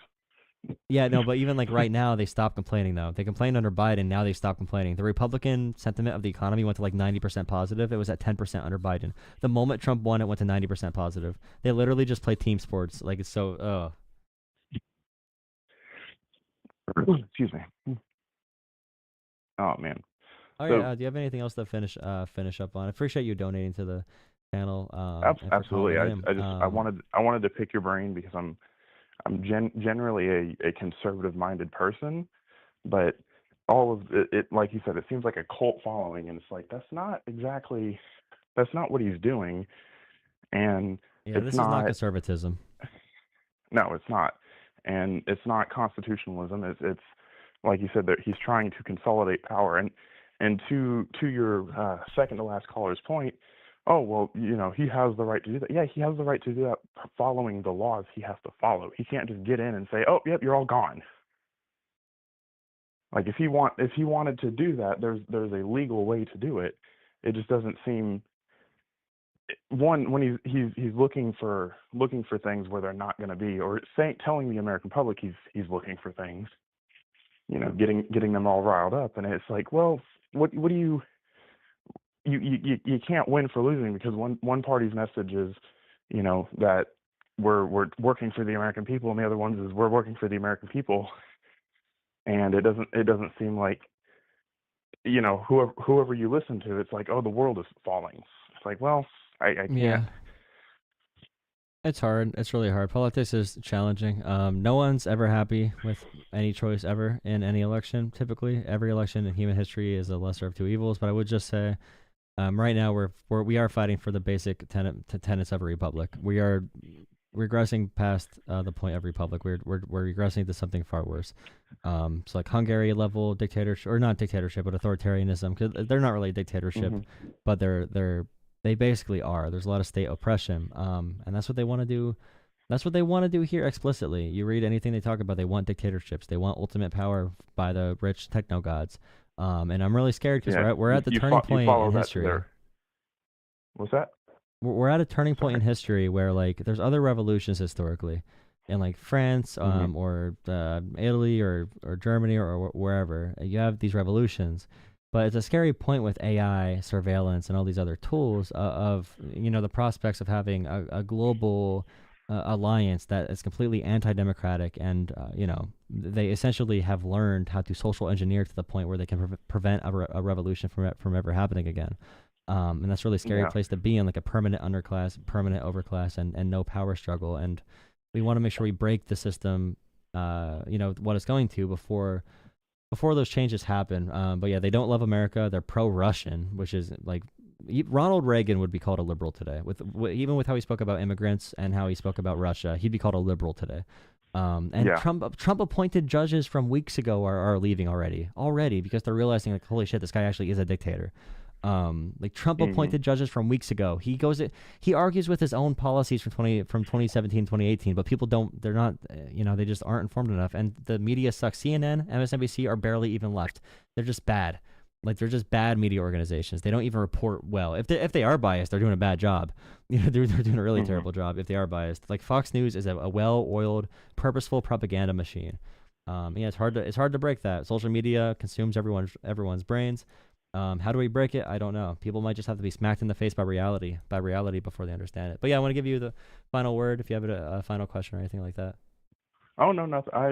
I'm pretty satisfied with everything you said. I appreciate I don't want to live in an echo chamber because, like I said, I'm pretty conservative, and on the face of everything that was said, it's like, yeah, those are great ideas, and now that I'm seeing it, it's like, what the fuck is all of this? This isn't what I wanted. This isn't what I thought was going to happen. Now it's I'm leaning more centric to the left because it's like, well, the liberals weren't kidding. They weren't being hyperbolic when they say he like loves Hitler and stuff, or he was like a fascist to the core. Because like I did study Hitler like every other fifth grader should have. It's stupid, and it's like this is the playbook.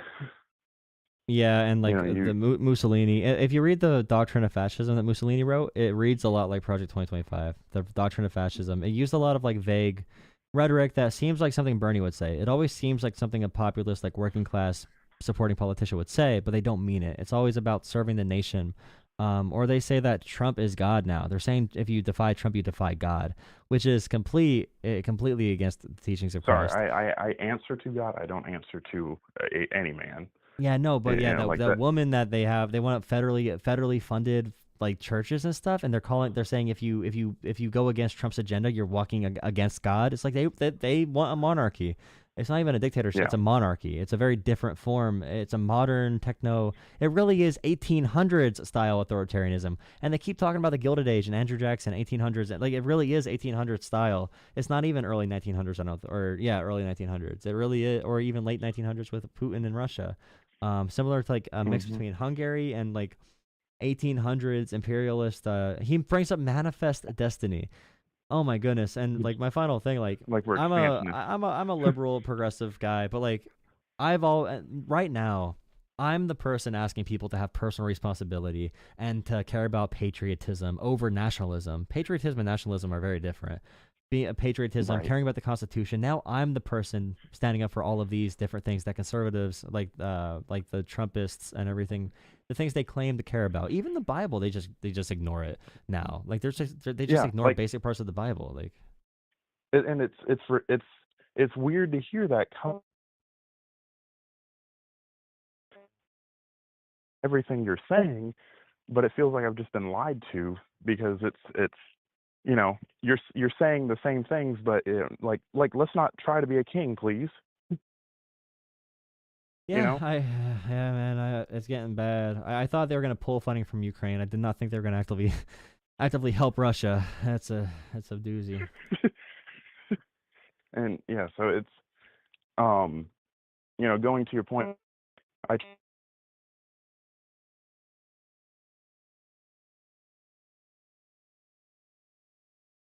while the land to the executive branch can just do whatever the fuck they want because that's what America voted for, quote unquote. And it's like, no. Oh yeah, America voted for this. America voted for this. It's like, even if they did, you won your popular vote by a percent point, one of the smallest victories ever. And also, no one ever really believed. No, like what they're saying right now, no one ever believed. They did not say Barack Obama winning by historic margins. against McCain and Romney allowed him to literally bypass checks and balances, bro.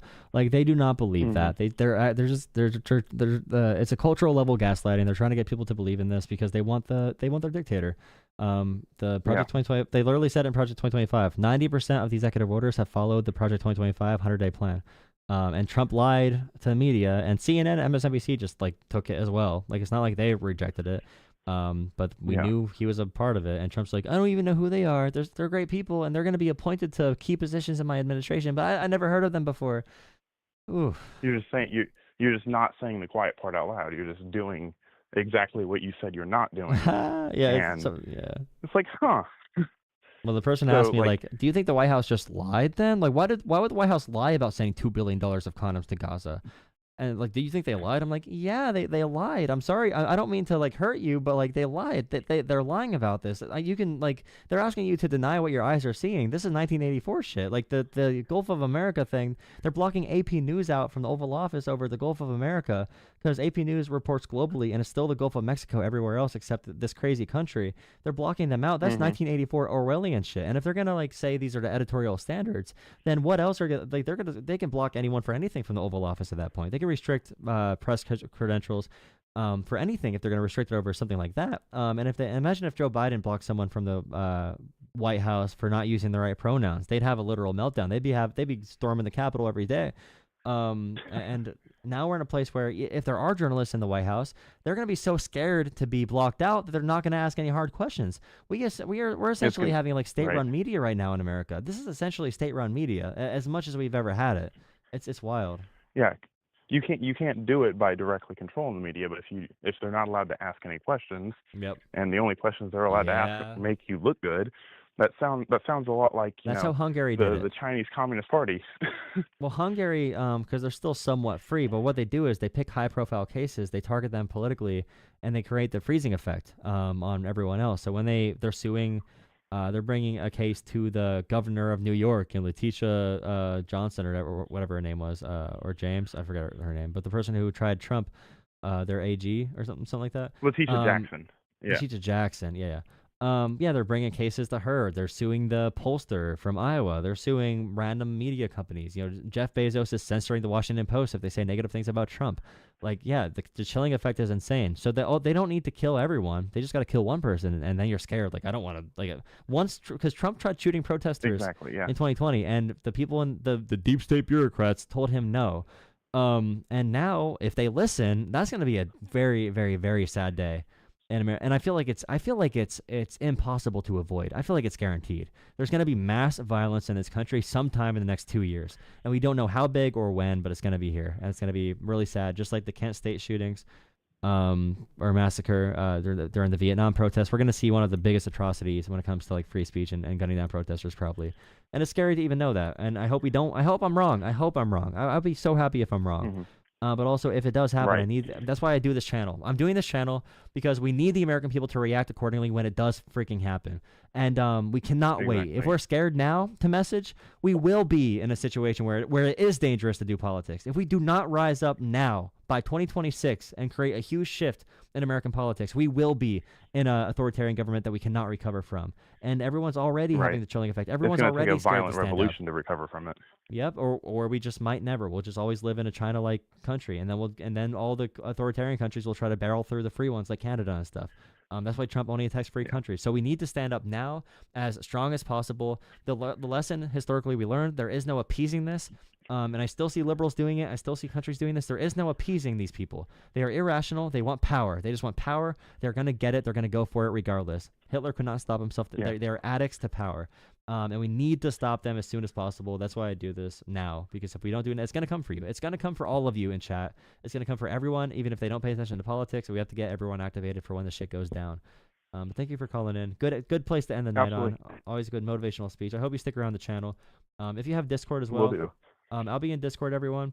If anyone wants to chat, well, no one's in Discord right now. But if anyone wants to chat in Discord for like a half hour, I'll hop in Discord. There's an invite link under all my videos. And also I drop it in my streams. Thank you guys for watching the stream. Thank you for calling in. I hope to see you on the channel. Absolutely. I hope you have a great night, man.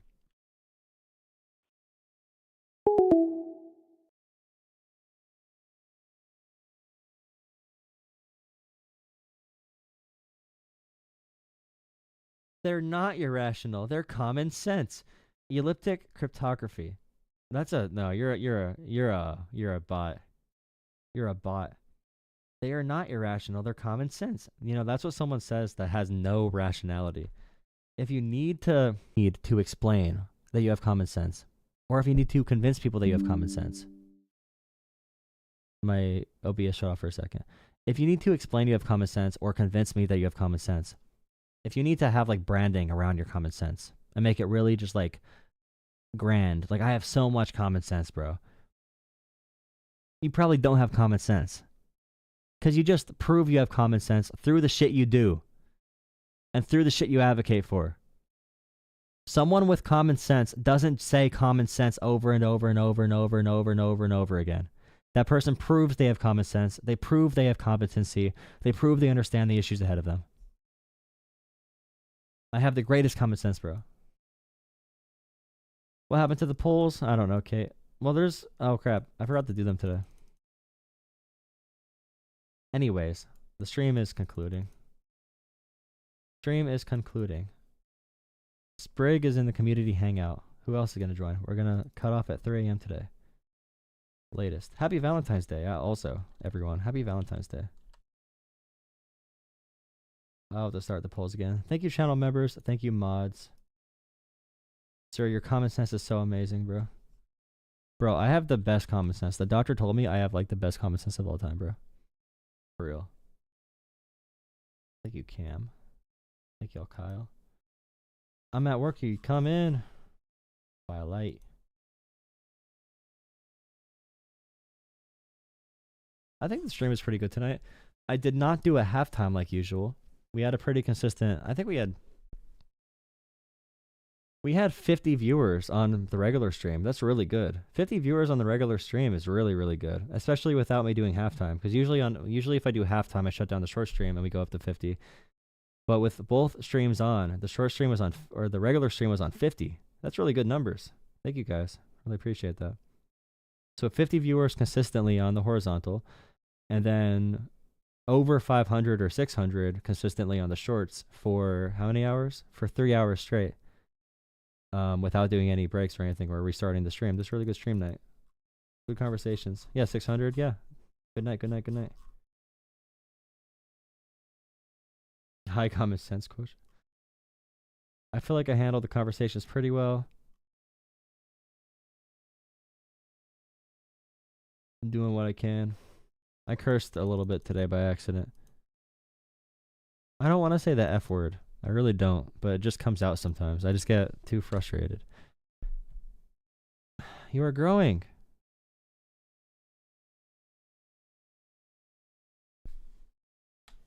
I'm sure, actually, wasn't it? I'm pretty sure Hitler said the common sense thing a lot, like unironically. Like, this is just common sense. Don't ask any questions. Is anyone here for Barbara? So Barbara Newman. Barbara's going through commenting on all of my YouTube shorts right now. Barbara said 59 seconds ago, maybe the universe is trying to speak to you, dude. And then Barbara said, just checking in. Keep up the good work. 22 seconds ago. Oh my God.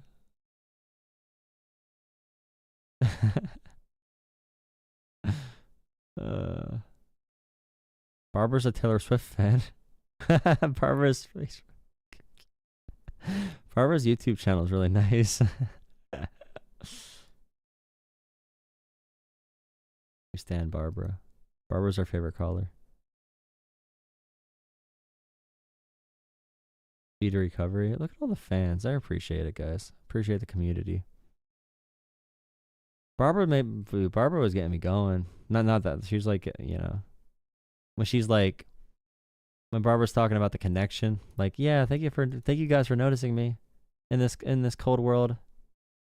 Credit card debt all-time high under Biden, under Trump too. Honey horse. Thank you for $10, Alex. Again.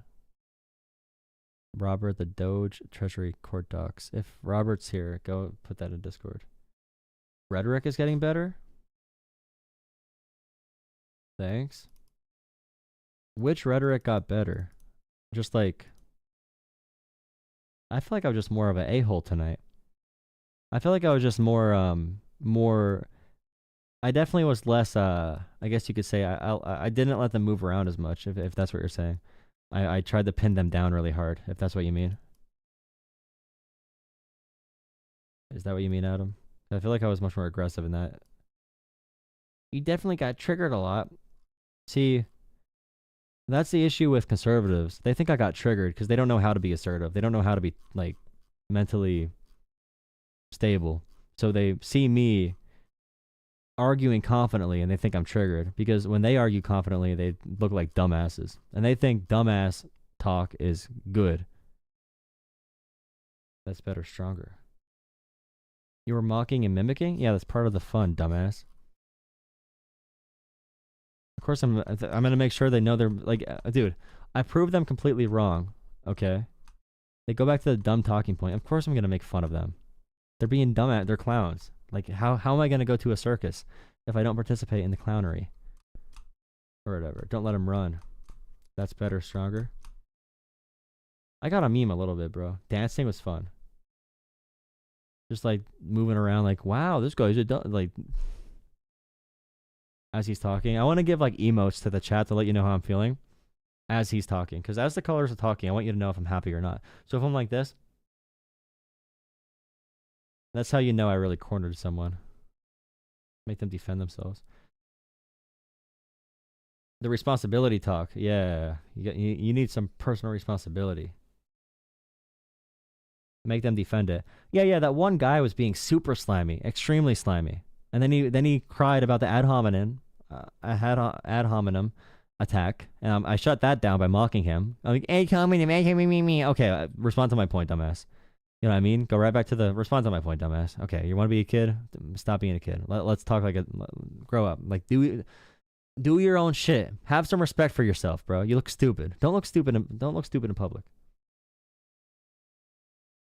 GG. I appreciate it. I do appreciate it. It's okay to be triggered, by the way. The idea that showing emotion is a weak thing is just like, it's meant to disengage you dumbasses. Because they don't want you dumbasses to care about anything enough to actually rise up and do shit about it. They want you to be little subservient babies. They use that language of triggered so you don't show any emotion or care or motivation to do shit. They want you sitting on your phones just like commenting, live, instead of having a functional brain. You should get triggered. And you shouldn't feel bad about it. You're a little pathetic, weak, insecure, wannabe masculine man that's just scared to do shit. You're triggered. Yeah, sorry I care about shit that affects people. I bet you get triggered about fucking football. I cursed again. No! You deduct one life. Okay.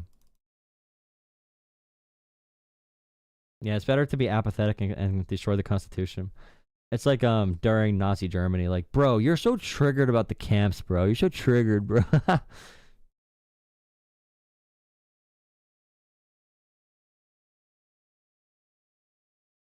Yeah, but I made that guy, my final thing for tonight, I made that guy answer the question I wanted him to answer, so that's definitely really good. I made him answer the question about he does not care about law in America, so he pinned him down on that. Alright, good stream, good stream. Yeah, Connor, get Oxy. Don't get triggered, get Oxy. Oh, I love Oxy, dude. He's a cute color, too. He's a cute color. See, you guys are, if I ever got big, you can see my development stage right now. I'm developing. I think I'm a good speech giver in person. I wish I could do that more. I feel like I'm too scared to now.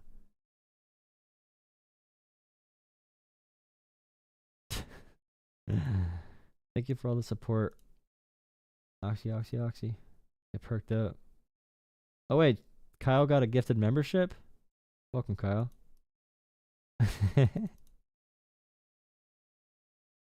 Who gifted? Oh, was it Suri?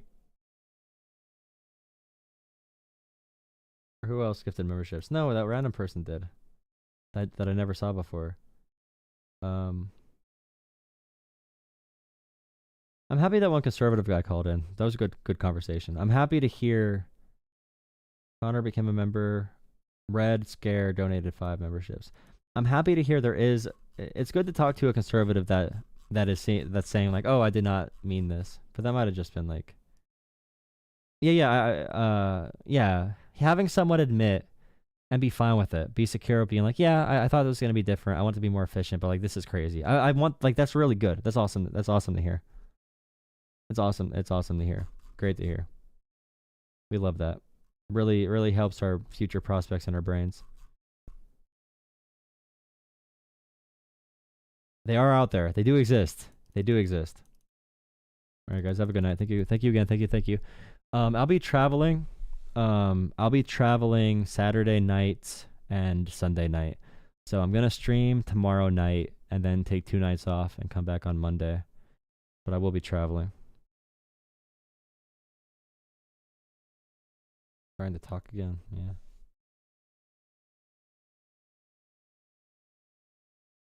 He doesn't care about judgment. That's good. Yeah, no stream Saturday, no stream Sunday. Then I'll be back on Monday night. So I'll stream tomorrow night, 2 days off Monday. Yeah, that works. Saturdays are usually pretty good for me, though. It's sad I won't be around Saturday, but things happen on Saturdays, sadly. But Saturday is usually great for me, bro. I got some travel coming up. It's really upsetting. I might need to throw in some day streams if I have free time. I might do some more day streams.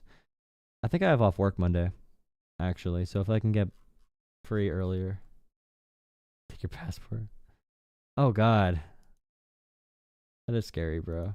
Oh God, dude, don't say that. All right, see you guys. I'm in Discord for a little bit. If you guys are in Discord, going in Discord for a minute. Good night, guys. Thank you. Thank you. I gotta get on Lib and Learn, bro. All right.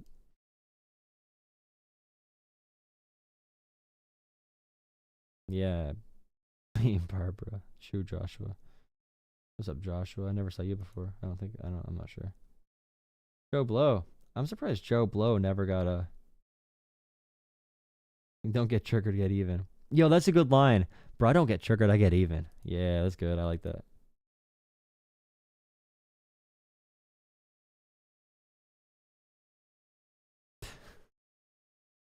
Barbara, newest mod.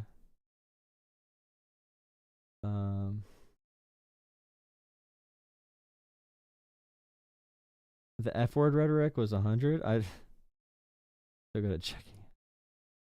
All right, see you guys. Have a good night. I'm surprised you never got a membership, Joe Blow, because everyone's gifting memberships. I feel like you're around here enough. Maybe because you're not in the horizontal, or you're not in the shorts chat. Because in the shorts chat, there's people gifting memberships all the time. So if you want a chance to get a membership, go in the shorts chat. That's where all the gifted memberships happen. All right, see you guys. Thank you again. Thank you.